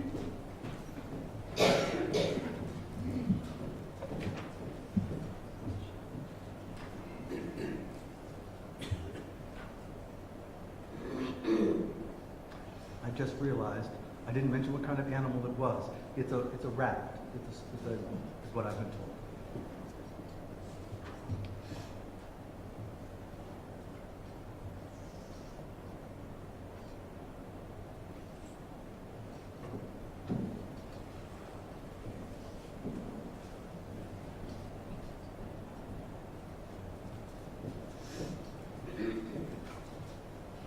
Kira, you can walk right up to the witness stand.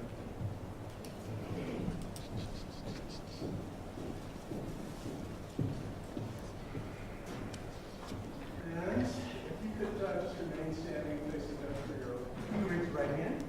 You swear that any testimony you're about to give is the truth, the whole truth, and nothing but the truth under the faith and counsel of the church. I do. All right. You can be seated right here. Make yourself comfortable.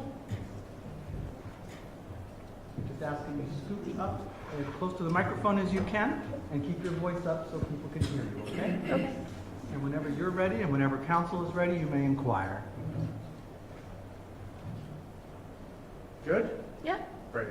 Can you begin just by stating your full name and spelling your name for the court reporter, please? Kira Levesque, K-I-R-A-L-E-V-E-S-Q-U-E.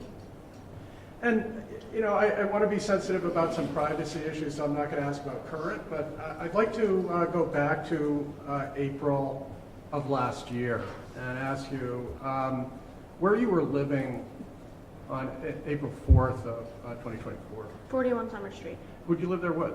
My dad and my grandparents live downstairs. Who were the neighbors, as you know? Kyle and Angela.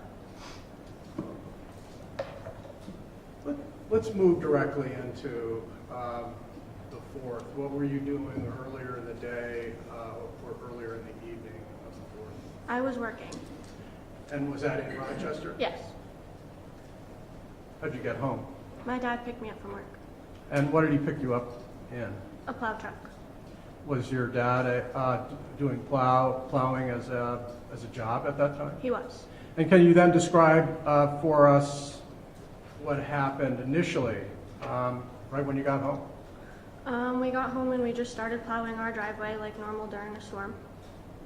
And you say plowing the driveway, then this was, I think we've all heard this, we've seen some photos and video, whatever. It's snowing pretty good, right? Yeah.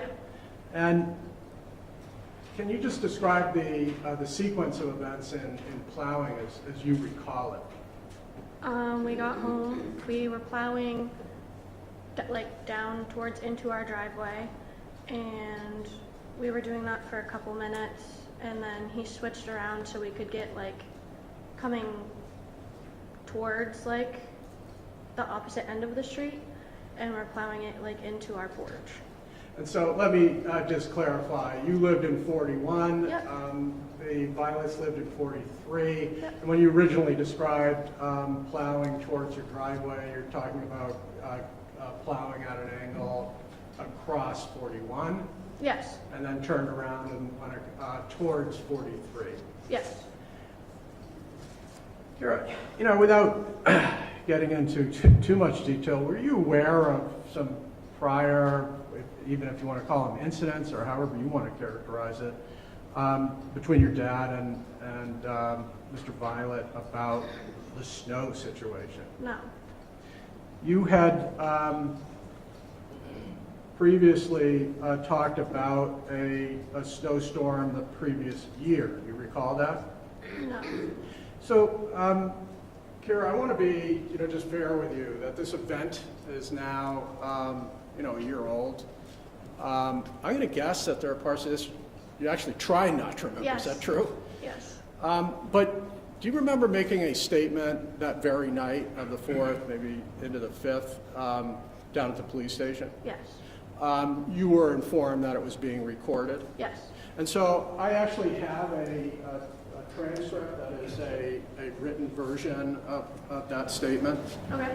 And my question to you is whether or not seeing, reading aspects of that transcript might help your memory. I'll look at it. Okay. Pardon me? Would you like to ask me to approach counsel? Yeah, just for a second.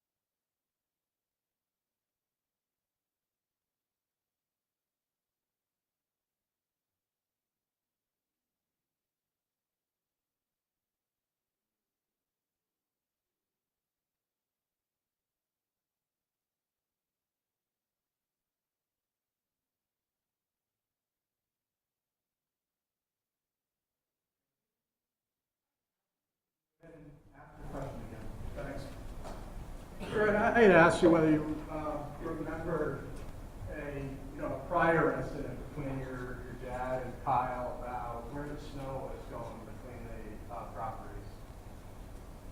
Remember any of that? No. And then I had referred to a prior statement that night that you had made, and just asking if it would refresh your memory. Seeing it.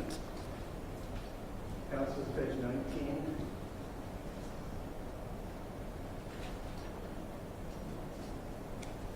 Line 20. I wonder if you could just read this. I can't see that. Yeah, you can take it. Well, this whole paragraph you can read to yourself. Let me know if that helps you remember.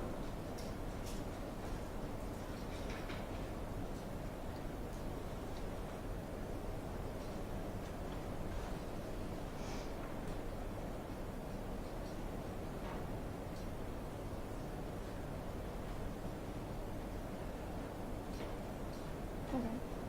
Does that help? I don't remember that.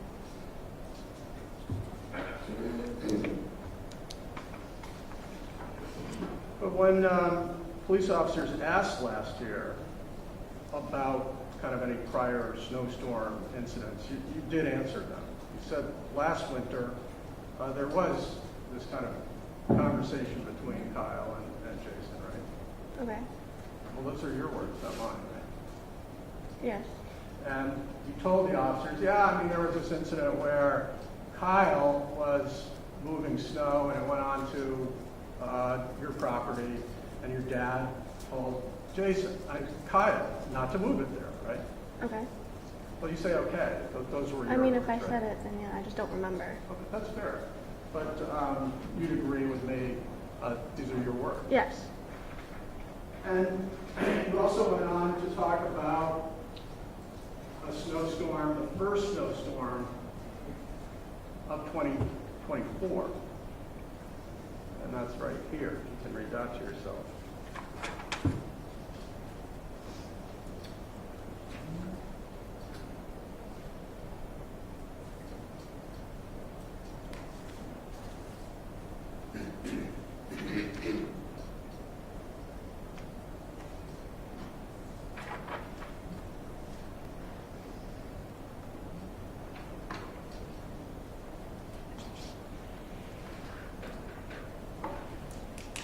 Okay.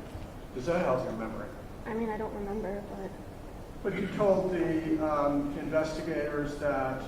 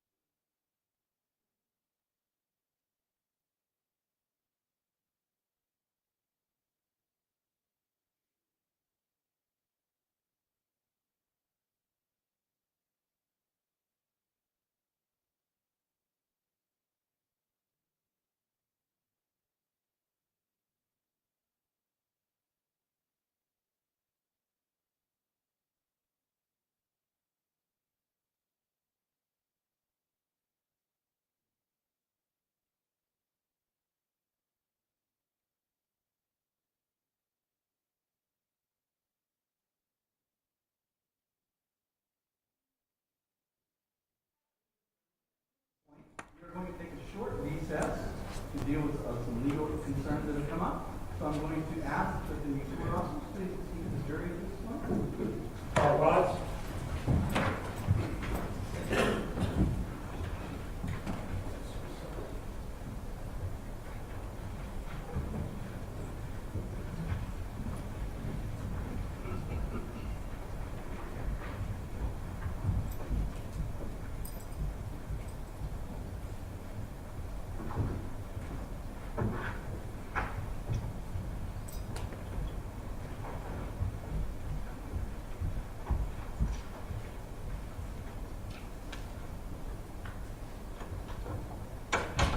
All right, you may be seated, ma'am.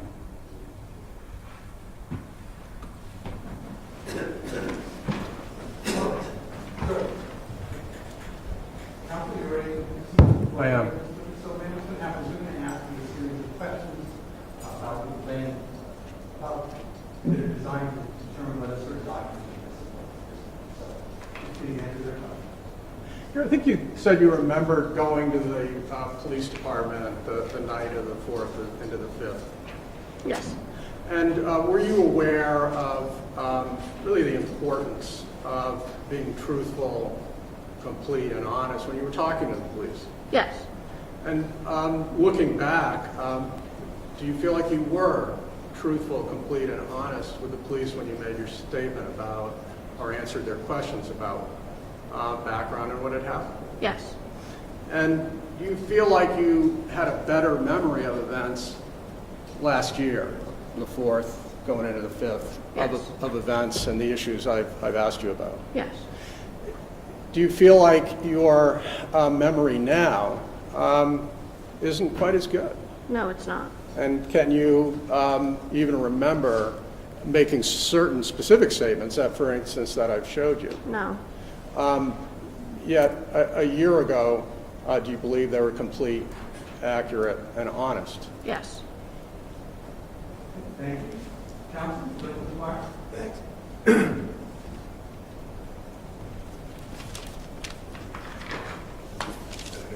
Hi, Mark.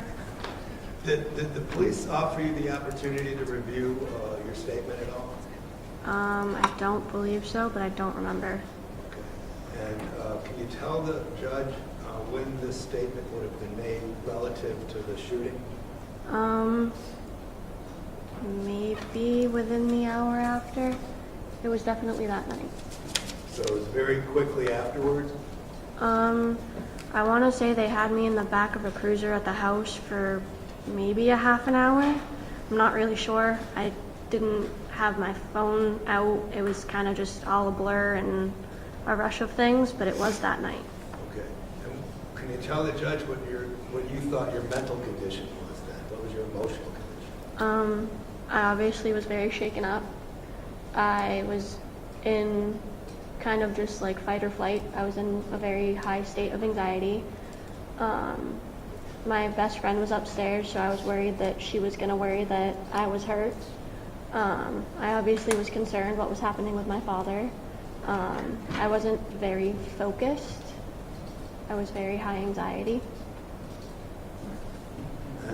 I don't want to delve into too much either, but I mean, you're sitting there with a comfort animal right now. Yes. And why is that? Due to my anxiety. And were you suffering from such a condition back then? Yes. And that on top of the shooting, I mean, did that combine to affect, you think, your recollection and accuracy of events at the time? One more time? Yes, could that have affected your accuracy of the events at the time? When I gave my statement, I'm sorry, I don't understand what you're asking. Yeah, I mean, we're being asked now, you're being asked, let's go right to it, about some kind of a plowing incident or something like that, some preceding plowing incident. Okay. Right. Do you actually have a recollection of that at all? I remember giving my statement, but I don't remember that event in my statement. You don't even remember that event in your statement? No. And again, this is a statement that you weren't given the opportunity to review, alter, or modify in any way, shape, or form. I don't believe they gave me the opportunity, no. You never told them that what was in the statement you reviewed and it's accurate and that's exactly what happened. Did you ever tell the police that? No, Did you ever sit down with a representative of the state of New Hampshire, and the county of Strafford, and say, I've reviewed my statement, I've listened to the audio, and everything in it is true and accurate? no, So this is the first time you've given that opportunity? yes, And after even listening to that, and after we've just gone through, you still don't recollect any kind of a plowing incident prior to this? no, Sure of that? yes, Thank you. You've had, as I understand it, an anxiety issue for quite some time. yes, Your anxiety issue doesn't cause you to, for instance, lie. no, You were aware that you were speaking to police officers. yes, You were aware you were speaking to police officers about something really important. yes, You were aware at the time that it was important to be honest. yes, You were aware at the time that it was important to be complete and accurate. yes, Your claim now isn't that anything in here is either a lie or not complete or not accurate. Your claim is that you simply don't remember it. no, Is that right? yes, correct, I don't remember.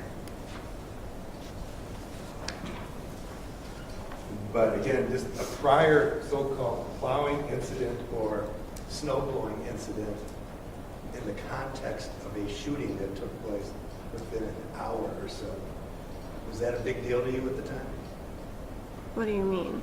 I mean, was this prior subject of a prior incident in a prior snowstorm at all important to you at that point in time? Are you, I mean, did you think it was a focal point? Did you think that was important? I still don't understand what you're asking me. Did the police tell you that it's really important that you accurately tell them about this prior snowstorm? The one that happened that night or the one before? The one they claimed that took place before? No, And in fact, in your statement,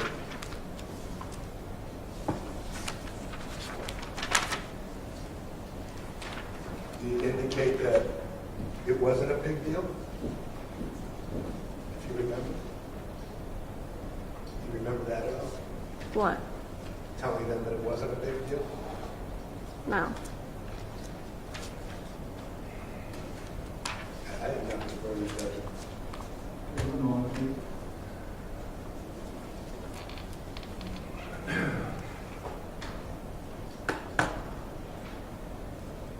Any further?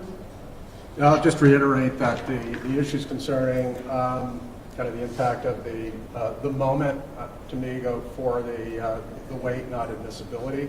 By the way, we also have body cam of Officer Sergeant Knox, who was present during that half hour. Candidly, it shows a quite composed young woman, and I'd be glad to play that for the court as well. Again, the question is, how can you use this thing, right? I mean, impeachment's only good if you can adhere to the statement. I mean, did I say that before? And we're getting an answer that is like, I don't remember ever saying that. So how can you even impeach it? But I'm looking at the rule too. I mean, again, which specific rule are you saying this is going to come in? Counsel, I think the argument is Rule 8035, recorded recollection, the record that is on the matter that witness once knew about, the town cannot recall, and testified fully and accurately, was made or adopted by the witness in the matter of record, witness memory, and accurately reflects the witness knowledge. The rule will not say that it's admitted the record can be read in evidence, but it doesn't get received as full to it. Yeah, it wasn't accepted by her. When it was made. It was made, but it wasn't accepted. You know what I'm saying? It was made or adopted. So, Mike, having heard the what here of this witness, I'm going to allow the statement to come into the court of recollection. I do find that the witness specified it was made on the matter that she wants to know about, but she cannot now recall. She did specify at the time she was careful and truthful and accurate, including the court to be truthful and accurate in the statement. It was made at the time of the matter of fresh in my memory. And for that reason, we allow the statement to come in as a report of recollection. Although, counsel, you're not talking about the whole statement. No. You're talking about the particular portion that you're interested in having to do Yes. And is the court allowed to get substantive?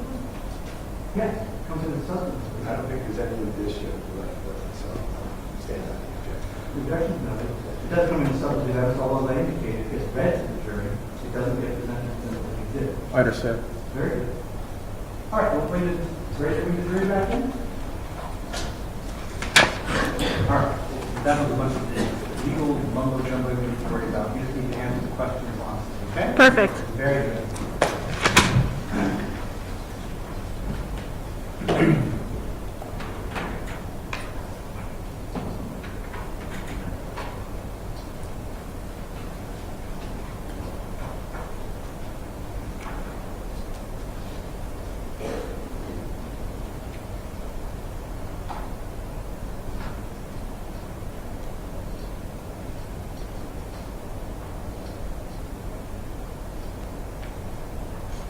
Yeah, I need to do that though.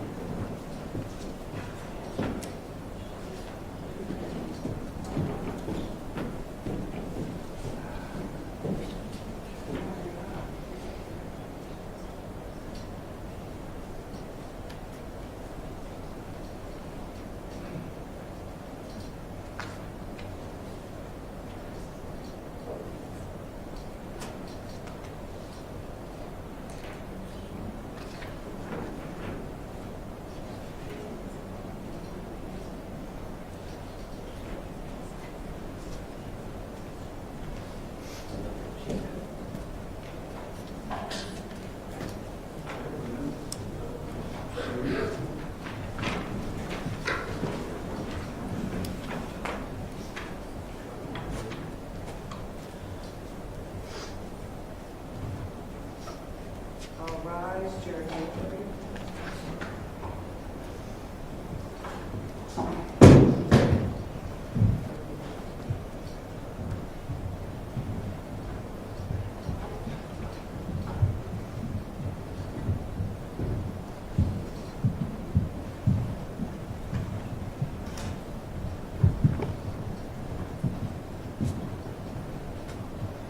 Please be seated. Ladies and gentlemen, we're ready to now move forward with the examination of this witness. Attorney Mark, you may continue. Great, thank you. Here, I don't want to make too much of this, but I was asking you questions about whether there had been some prior exchanges between your dad and Kyle about snow moving this way and that way, correct?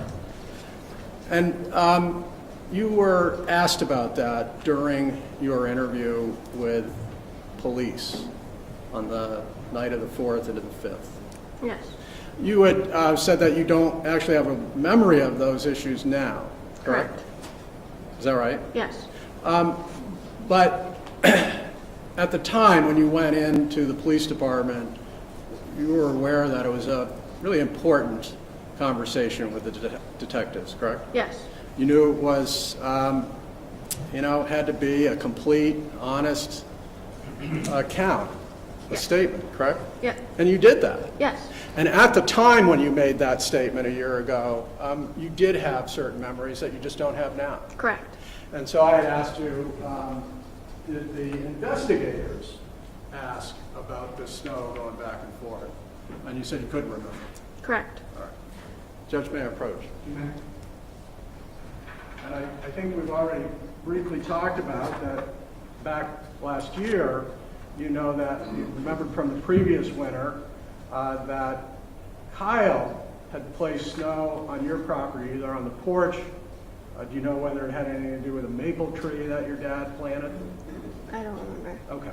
But that in your statement that was complete and honest and accurate last year, you referenced that Kyle had snowblowed some snow onto your property, correct? Yes. And that your dad asked him not to do that. Yes. Right?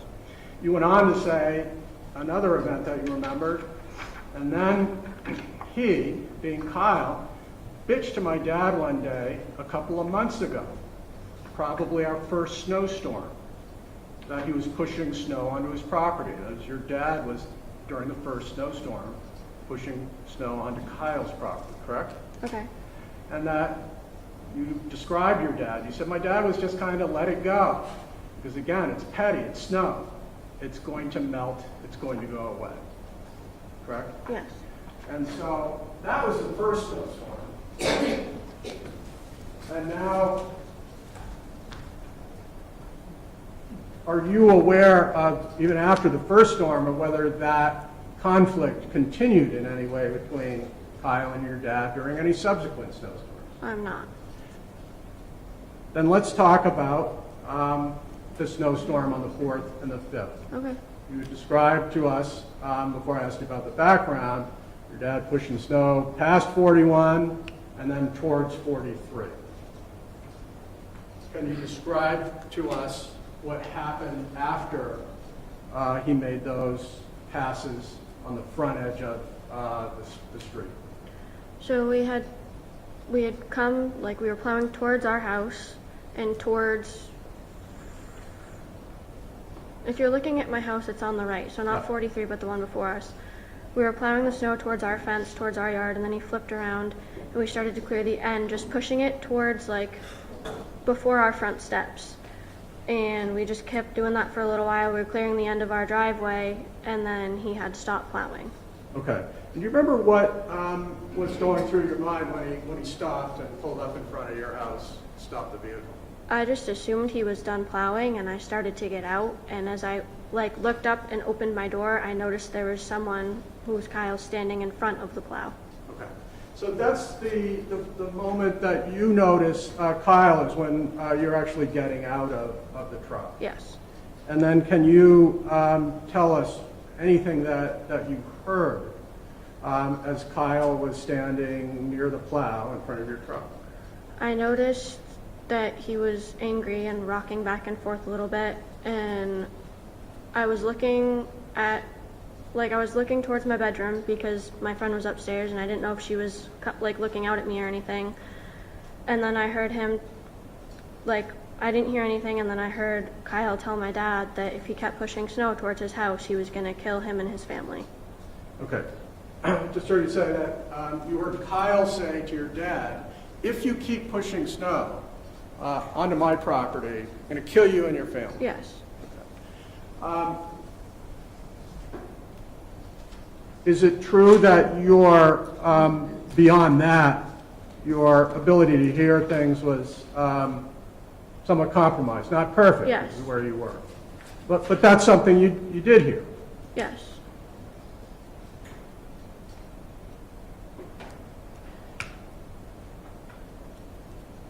Remember the detective asking you, kind of besides what he said, about what he did?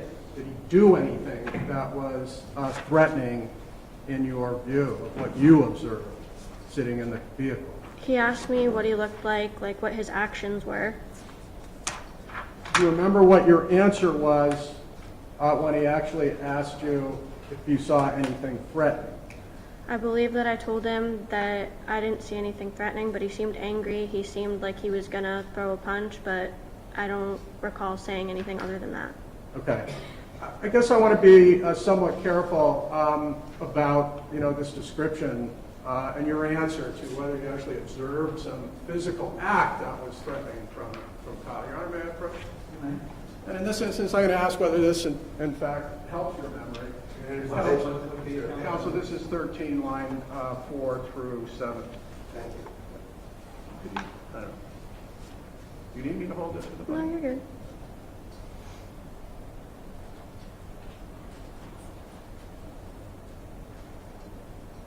I can hold the mic. Huh? I can hold the mic. That's-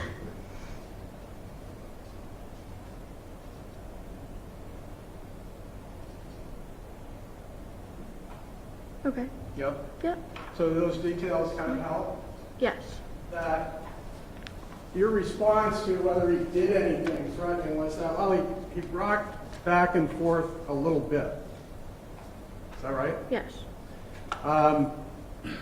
He said, I don't know if he would have thrown a punch or something.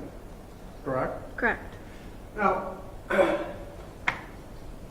we've seen video, but just confirm, he didn't throw a punch, right? No. And when you heard him make that threat, he was right up there next to the vehicle next to your dad. Yes.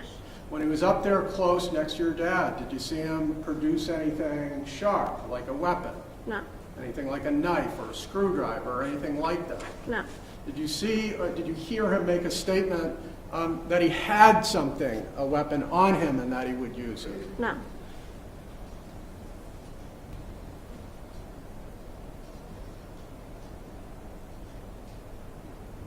And after Kyle was at the front of your dad's truck on the other side, what happened next? Like when he was, I'm sorry, I'm confused. So we've just talked about a period of time when Kyle was very close to your dad. Yes. And after those few moments, seconds, what happened? What did Kyle do? So he had threatened us, and then my dad said something, I'm not sure what. I saw his lips moving. I don't know what was said. And next thing I knew, a shot was fired. And so let me talk a little bit about that. You said that when Kyle was up next to the truck, you could hear Kyle, but your dad responded. Yes. You telling us you don't remember what he said? No, I don't. I blocked it out. You blocked it out? I don't remember. My focus was that he had said that my little cousin and my best friend were in my house. My safety was their concern. Their safety was my concern. Totally get it. But best you can do is confirm that your dad responded in some way. Yes. Did you watch Kyle walk away back towards his house? I did not. I was on my phone.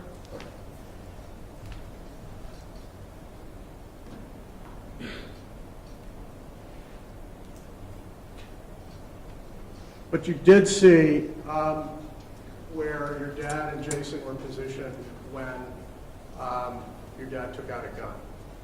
He was next to the truck. And you saw where Kyle was when your dad took out a gun. Yes. And can you describe to the jury where Kyle was now? He was in front of the plow. He was walking backwards, and it was obviously you have to go by my house. So in my mind, he was walking towards my house. I'm sorry, when the gun came out? I believe so, yes. Do you remember what you told the detectives? I do not. Your Honor, may I approach? Perhaps this will help your memory. This is 15, begins at line 8.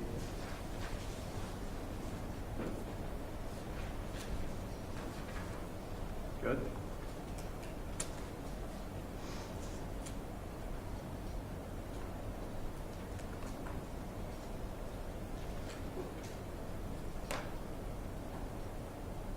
Okay.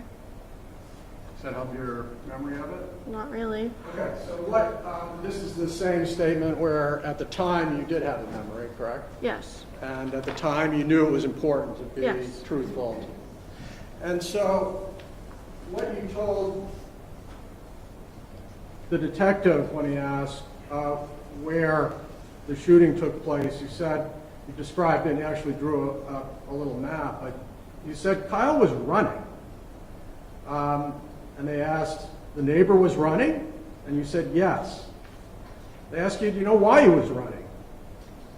You answered, I'm assuming because my dad pulled out his gun. On the next page, you said, I would assume so. I mean, I would run too. Do you remember that? I don't.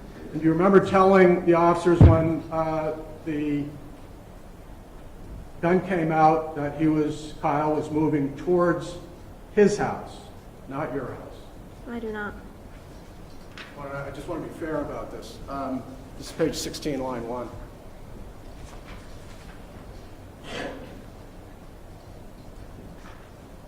Okay. Does that confirm that when you were talking to detectives, you described the gun being out and that Kyle was moving away towards his own house?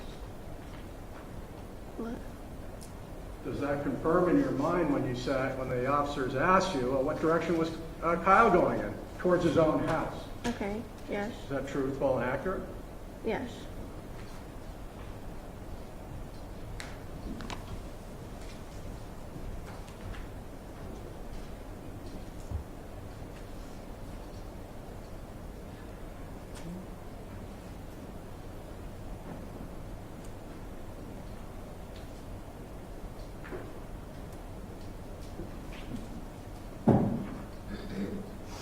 All right, May, Mark, an exhibit, please. Yes. The diagram associated with We can go in full. the. Okay. We can go in full. Cool. All right. Page 26. And of course, I just referred to during this conversation with detectives that you had also done a drawing of where people were situated at the shooting. Okay. I'm showing you, for the record, what has been marked as stage 26. Appears to have your name and date at the top. Is this the drawing that you made? Yes. And can you show us or tell us what these symbols indicate?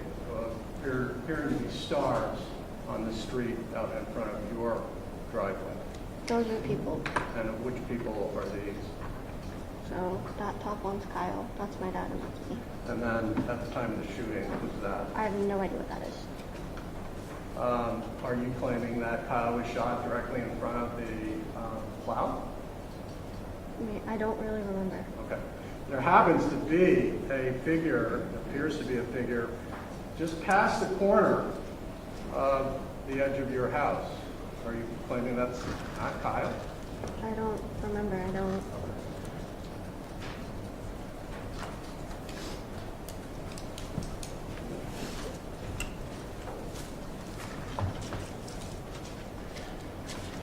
Nevertheless, you were clear with the officers at the time that when the gun came out, Kyle turned away. You characterized it as running towards his own home.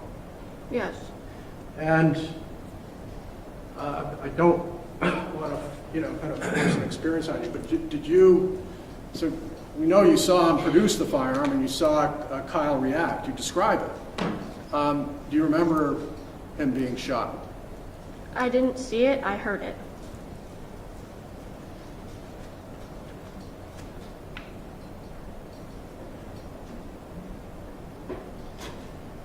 The firearm that your dad had was one that you were familiar with, correct? I knew of it. I wasn't. Well, you had gone actually out to the firing range with him and described it as a Glock, right? Yes. And so you were familiar with it from literally going to a fire range with your dad? Yes. You told investigators that you were aware that your dad took the firearm anytime that he plowed at night? Yes. And so that's what I mean by familiar with Okay, then yes. firearm.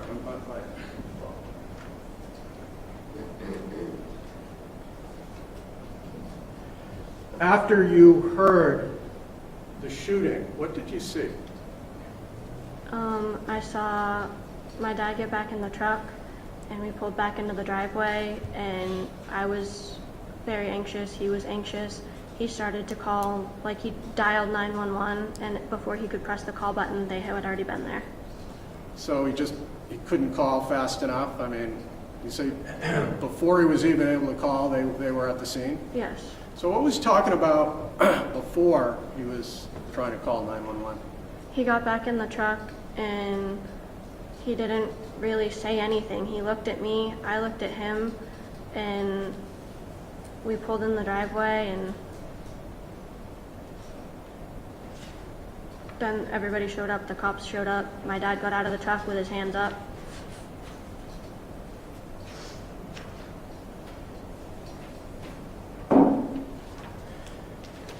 Do you remember the police asking about what was said inside the truck after your dad shot Kyle? I don't remember what they asked me, but I remember they asked me questions.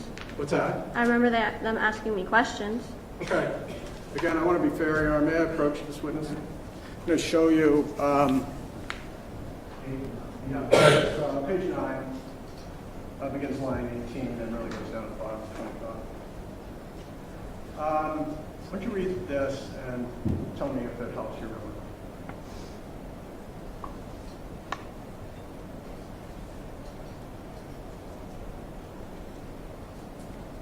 Okay. Does that help your memory or no? I mean, I don't remember him saying that, but Okay.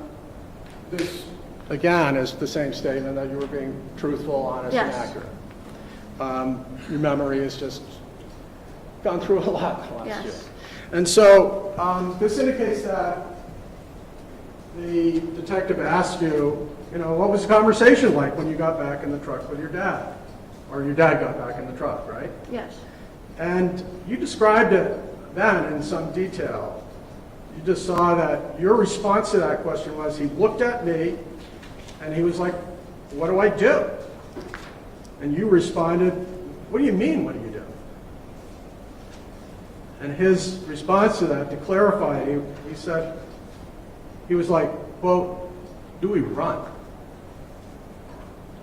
And you responded to your dad, said, I'm like, no, we're staying put. He was like, yeah, you're probably right. You responded, I am right. Like, you don't run. He continued to ask you what he should do. And your response was, I don't know. I don't know. You sit here and you wait. He asked you whether he should call 911. You merely said, if you want. I don't know. Like, I literally don't know what to tell you right now. Like, I just got out of work. Like, I'm exhausted. Like, I don't know. This is your path, you said to your dad. Remember that? I don't. And yet, this is the accurate, complete, and honest statement you provided that night Yes. about the conversation you had in the cab of the truck with your dad. Yes. Judge, can I have this mic? Yes, ma'am.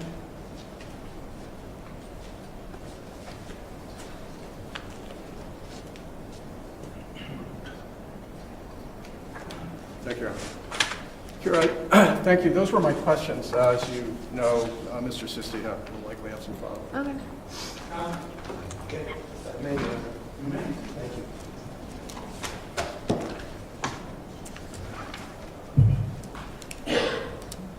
Afternoon. You doing all right? Yeah. How's the rabbit doing? Okay. She's jumpy, but she's good. Okay.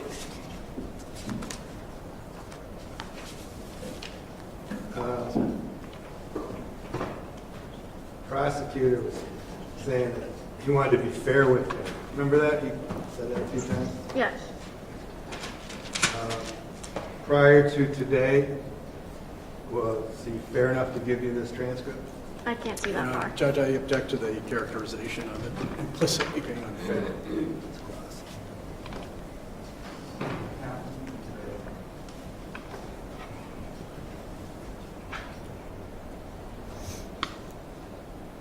I never got this. You never got this transcript? I did not. This transcript that the prosecutor's been using over the past 25 minutes? No, I've never received that. Did the police, after your statement, give you an opportunity to review your statements at all? I don't remember, but I don't believe so. And between the 4th of April and today, did you sit down and have a review with the prosecution on this transcript? I did not. So this transcript was being used for the first time that you saw it today. Correct. All right. We're going to go through it a little bit too, but I'm going to forget about the transcript for a second, okay? Okay.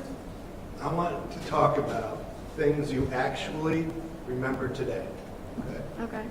The ones that you're under oath to testify truthfully. Okay. Okay. Let me ask you, and ask you as straight as I can. Do you remember Kyle saying that he was going to fucking kill your father and you? Yes. Do you remember that distinctly? Yes. Now, when you heard that, how did that make you feel? I was scared, obviously, because someone had just threatened me. But that had triggered my anxiety, so I kind of started to shut down and block everything out. All right, but I want to make sure this jury knows that that's something that is crystal clear, correct? Yes. That is something that you surely told the police, right? Yes. And that is something that is ingrained in you that you can't even shake out, right? Correct. And it makes you nervous and anxious to this day, doesn't it? Yes. Is it fair to say you felt that you were threatened that night? Yes. Is it fair to say that you believed that you could have been subjected to serious bodily injury that night? Yes. Or death? Correct. And is that what you were worried about while you were sitting in that truck right next to your father? I was afraid he was going to hurt us, yes. And that was the sense that you got, correct? Correct. And the sense that you got with regard to death or serious bodily injury was because of the behavior of Kyle, right? Correct. Now, I'm going to back off this for a second because I want the jury to understand your relationship with your dad, okay? Okay. And again, you know, I'm sorry, okay? I mean, we're in a courtroom. This is an important case. I'm going to go right to it. You love your dad, don't you? Of course. And he loves you. Yes. I mean, he's absolutely dedicated to you, isn't he? 100% all the time. And he's been your single parent guy for quite a while, hasn't he? Yes. And why don't you tell the jury how long? We've been on our own since I was in, I want to say, 8th or 9th grade. Okay. And he's been taking care of you since then, right? Yes.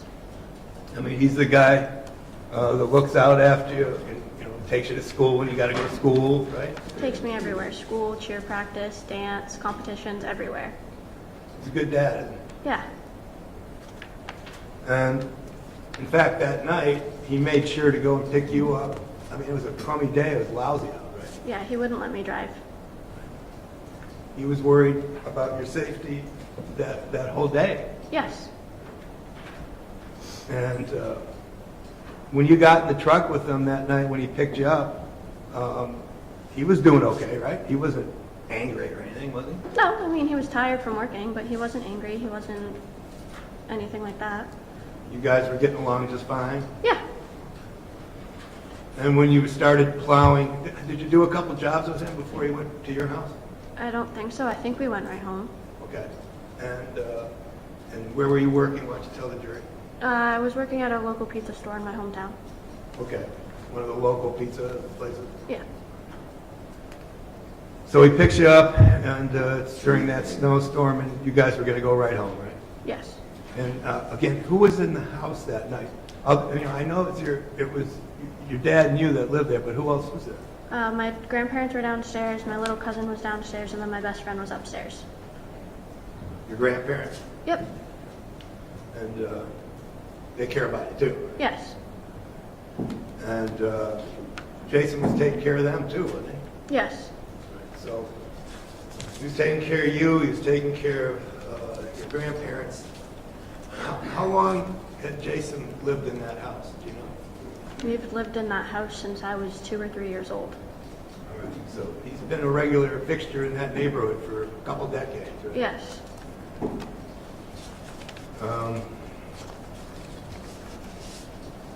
When you got in that truck that night, did you anticipate any trouble at all? No. It was just a regular night. Yeah. And when you were plowing in front of the house, was there anything weird about it? I mean, was it just the typical plowing thing that you were doing? Yeah.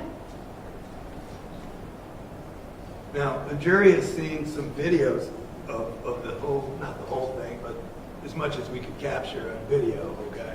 Okay. Would it be fair to say that you didn't capture the whole thing either? No, I did not. Would it be fair to say that the things that stuck out to you were the fear that it created when Kyle confronted your father? Yes. And the fear that it created and has been continuous with regard to the threat on your life? I'm sorry, one more time. The fear of the threat on your life? Yes. And as far as your dad was concerned, he wasn't swearing or anything at Kyle, from you recall. Do you recall? I don't remember. He wasn't aggressive toward Kyle, was he? I don't believe so. In fact, Kyle came up abruptly and without any notice, correct? Correct. I mean, he kind of surprised you too. Yes. And did you notice that your father just stood up and stood in one place and didn't even move for a while? I wasn't paying attention at that time. I was starting to get out of the truck, and that's when I noticed him. And as soon as I got back in and shut my door, I noticed my father had stepped out. Okay, so you got out of the truck and you were just going to go in the house or something? Yes. And then Kyle came? So Dad parked, and I was getting ready to get out, and as I opened my door and looked up, I realized Kyle was right there, and I just got back in the truck and shut the door. Okay, and why did you shut the door when Kyle was? Because he was right there, and I wasn't going to walk past him. I didn't know why he was over here. I didn't know what his intentions were. All right, but then you got to hear his intentions, right? Yes. And he claimed that your father was plowing snow into his yard or something like that? Correct. But you were right in that truck, right? Yes. You guys weren't plowing snow into the yard. We were not. So did that make any sense at all to you? No, there's a telephone pole in the way. When you describe Kyle, would it be fair to say that he was enraged? Yes. Would it be fair to say that he was acting really strange? I mean, he was rocking back and forth, so I'd say he was angry. You know, the prosecutor asked you whether or not Kyle had anything in his hands or anything, or said he had anything. You didn't know if he had anything or not, do you? His hands were in fists, so he had nothing in his hands. I don't know if there was anything in his pockets. Right. You didn't know if there was anything in his pockets. Your father wouldn't have known either, right? Correct. But all you guys both knew is that you were being threatened. Correct.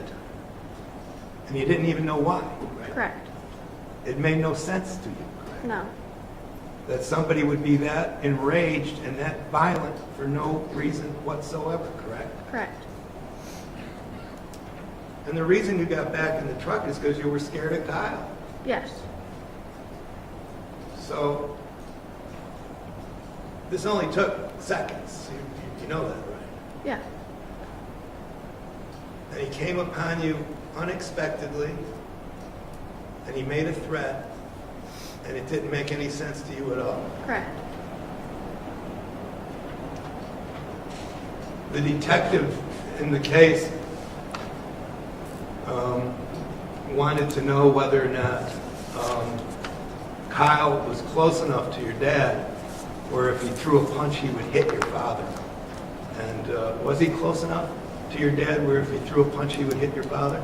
I believe so, but I'm not 100% sure. Okay. But they were close up, right? They were close, yes. And you know what? I mean, what's weird is that the jury probably has a better view of how close he was to your dad than you did, because they got to see the videos. Did you get to see any of those? No. Probably don't want to either. Oh, Now, after the shots were fired, okay, your dad drove the truck right into your driveway. yes. And would it be fair to say he made no effort whatsoever to try to avoid the police? He didn't. In fact, he drove into the driveway. You guys, I take it, you guys were in some kind of a confused, scared state at the time. Yes. There was some exchange at the time, you know, should we go, should we stay? Yeah. But that wasn't a big thing. Your father wasn't saying, well, I'm leaving anyhow or anything. No. It was just something right after the fact that something came out, right? Yes.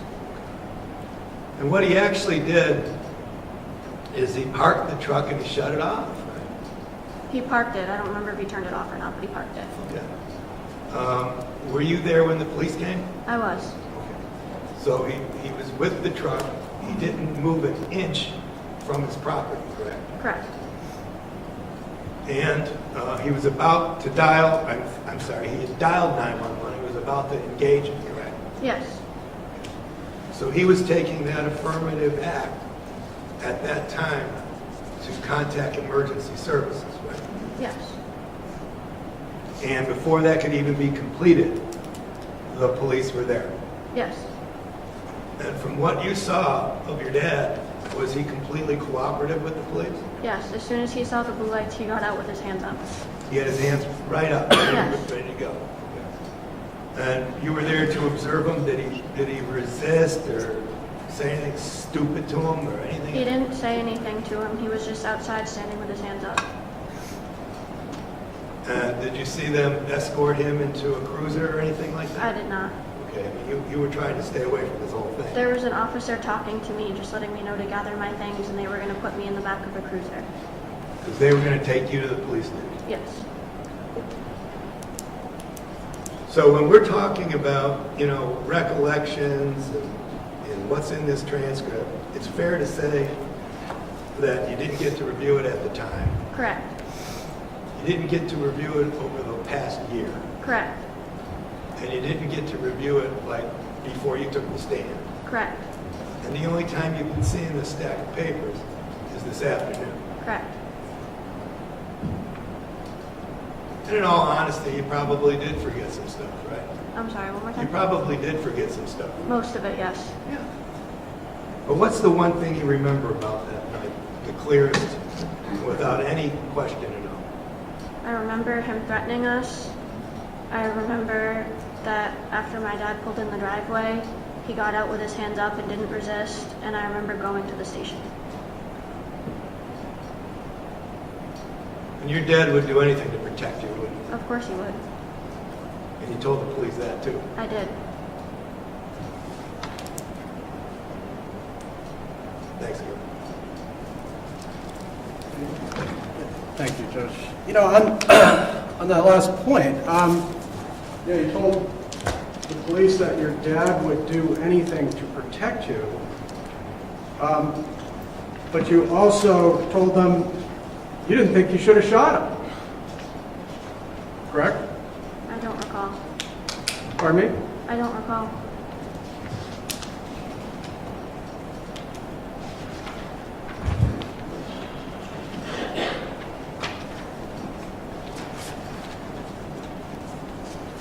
May I approach, Judge? Yeah. Page number. 20. 21, 26, 13. Can I ask you to read that?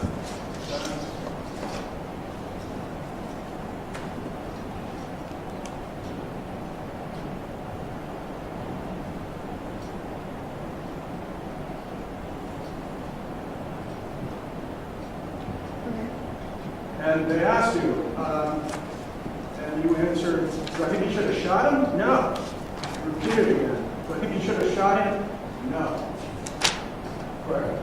Correct. And isn't that based on all the facts and circumstances you knew and saw, right? Okay. correct? What are you asking? I'm sorry. You answered them that you didn't think he should have shot him because you were there to hear and see the events, correct? Correct?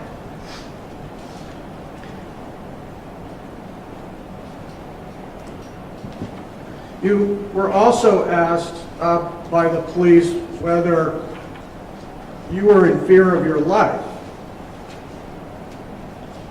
And your answer was no. Because my dad was there. Is that right? I don't recall, but that is something I would say because my dad would never let anything happen to me.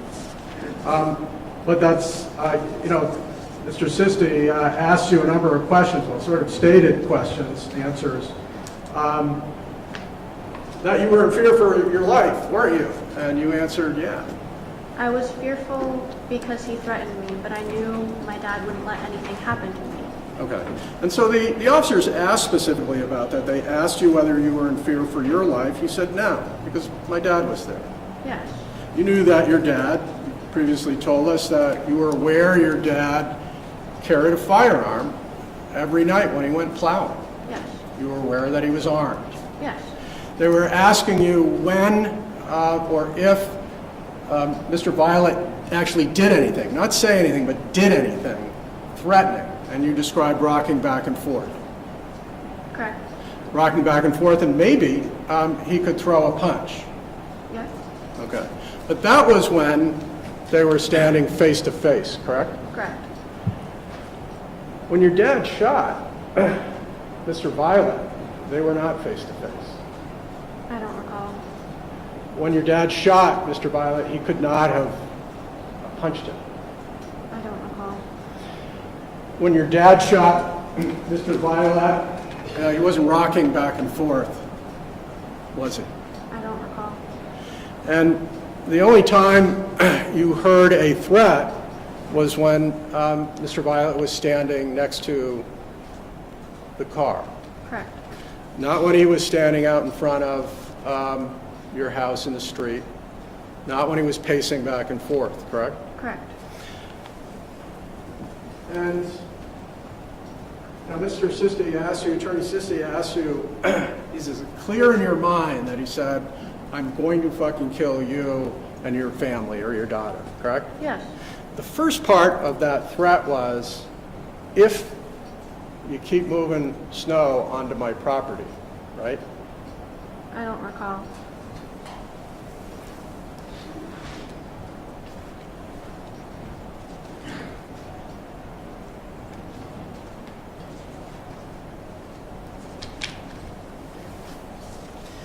You certainly recall that he came over and was saying, I'm sick of you putting snow in our yard, correct? I don't remember that. Page 314, your RMA approach.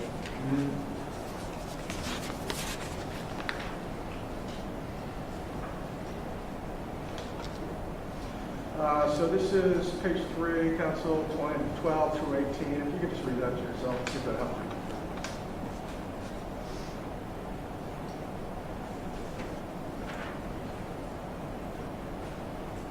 Okay. Does it help your memory? Not really. Okay, so what you said to investigators at the time,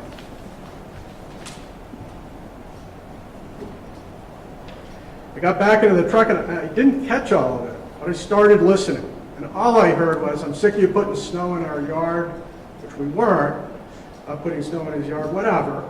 And like got bits and pieces of it, and all I got was, I'm gonna fucking kill you and your daughter. That's all I got. Correct? Correct. So you heard something about snow getting pushed and you heard a threat. Correct. And after that, Mr. Violette walked away. I believe so. I don't remember. And you at the time just said to the officers that he pulled a gun and that Mr. Violette was heading back towards his own home. He was walking. Described it to the officers as running. Okay. Fair, walking quickly back to his? I don't remember. Okay. The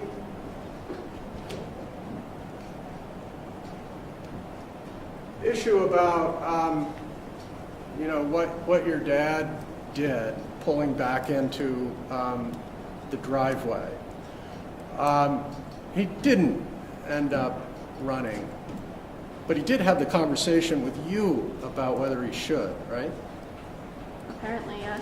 And how old were you at the time when he's asking you whether he should run after shooting a man in the street?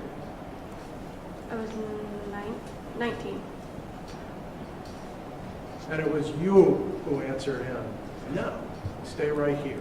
Correct.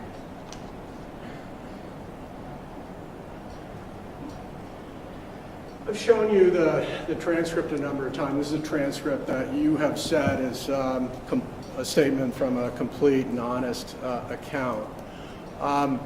Anything about seeing that transcript look unfair to you? No. And my understanding over the past year is you haven't really wanted to talk to anybody about any of this, correct? I haven't been offered. You haven't wanted to either, correct? I didn't go out and reach out, no. No. I'm not suggesting you should, but you have communicated to people that you really don't want to talk about this, correct? In public, And there's nothing about the transcripts that we've used to help with your memory or to give an account of statements that you made that is inaccurate, correct? one more time? There's nothing about these statements that I've shared with you, that you've had an opportunity to look at, that is inaccurate, correct? Correct.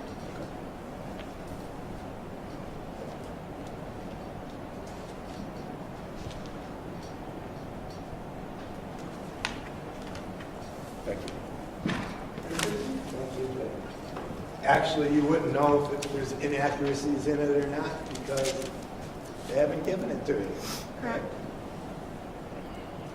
That's an interesting question. You haven't reviewed it, right? No, I haven't seen it. Right. Now, let's go to page 21.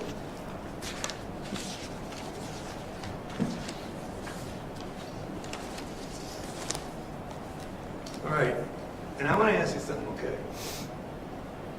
Nobody wants to shoot anybody anytime, right? No. And you're sitting there and you're saying to yourself, it's terrible that somebody shot somebody, right? Correct. And you wish that something like that would never happen, right? 100%. Right. But that night it did, right? Yes. I mean, that's something that's out of character for your father, right? Correct.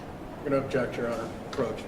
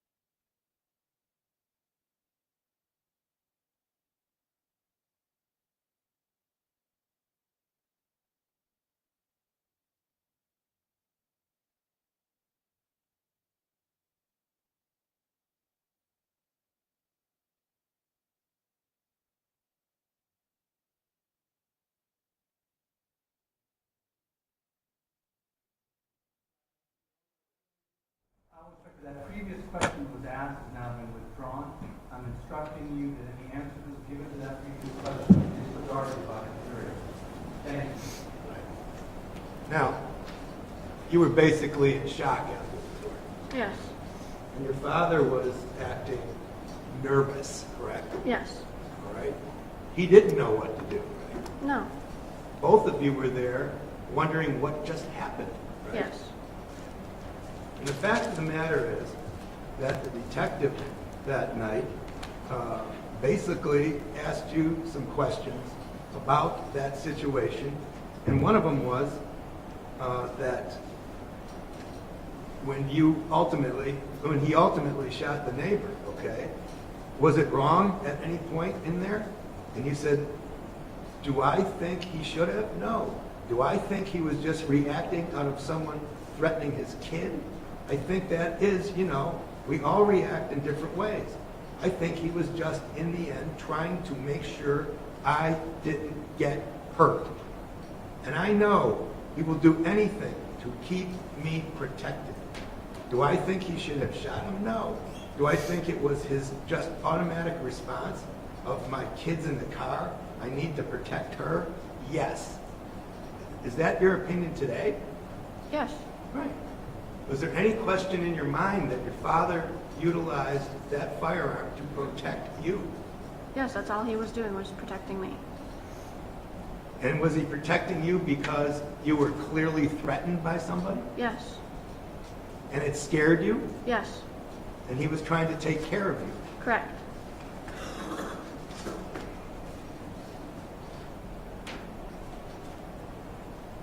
There's nothing wrong about that, is there? No. Thank you. I'd move to strike, Your Honor. It's the conclusion for the jury, whether there's something wrong with it. In her opinion. Yes. This is Danie, objection. The anti-fire is restricted to the record. May I quote? Yes.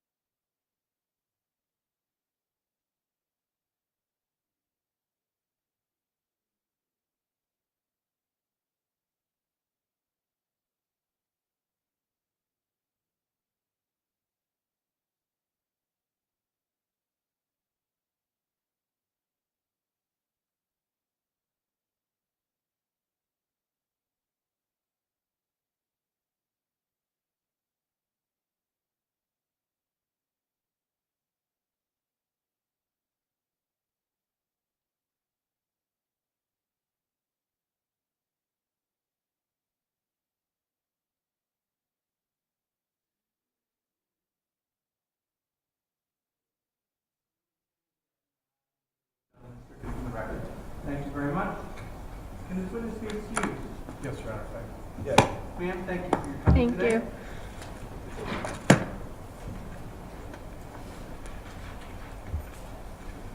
Sit. Oh, come on. Sorry. Don't mean to rush you. Take your time.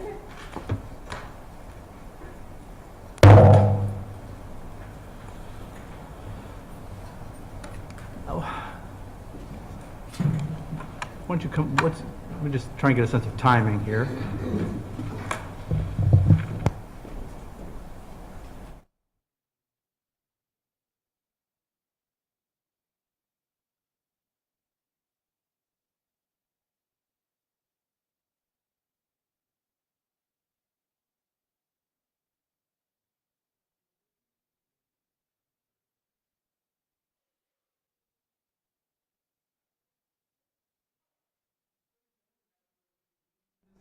Amongst ourselves, it's actually 2:30 at this point. It's time for another break. So we're going to take a 10-minute recess, give you a chance to stretch your legs, use the facilities. All rise to the jury, please.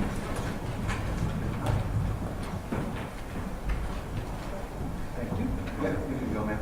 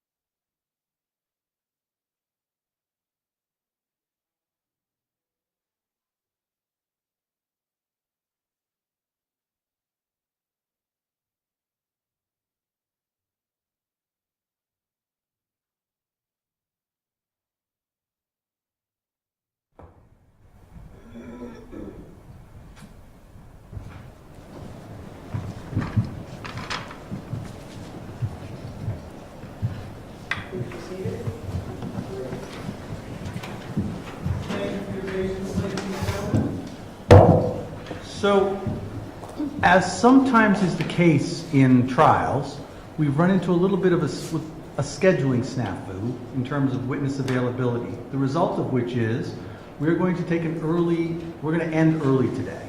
So we're going to stop today at this point. Good news, it's a beautiful day out there, so you can enjoy the afternoon weather. We will resume on Monday morning at 10 o'clock. As you've been told, Monday's a short day. We're going to be going from 10 till noon, and then we're going to be done on Monday. I will tell you that even though we're stopping short today, and we've had a number of other delays, we are still well on track to finish this case on time. In fact, we may even finish this case, I don't want to make promises we can't keep, but we may even finish it earlier than we'd anticipated when we first scheduled this case. So everything is fine in terms of scheduling. So I'm going to be releasing you for the rest of the day. I need to just remind you of all the instructions I've given you in the past. I know I'm repeating myself. Do not speak about this case either amongst yourselves or with anyone else.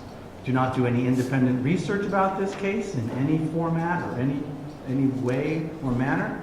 And do not view any media accounts or social media discussions or anything like that about this case. Try to stay away from it, which hopefully you'll have a nice weekend and you won't have to concern yourself with it at all. All right? Is there anything else from the parties? No, sir. All right. Thank you, folks. We'll see you on Monday. I was looking. Enjoy your weekend.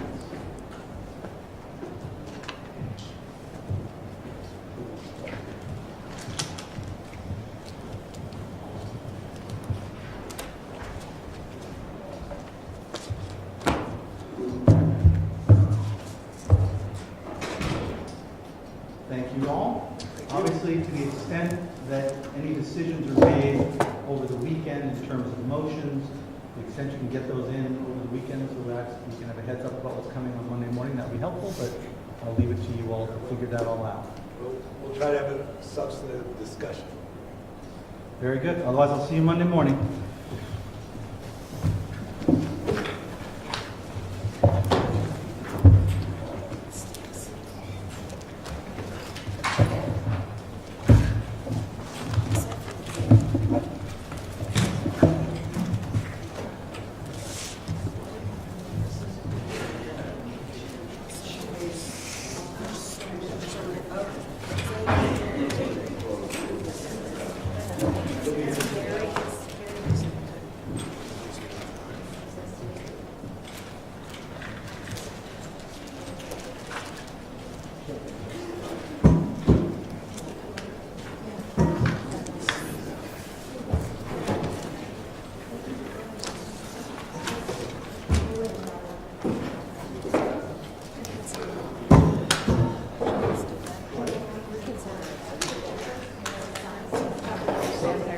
No.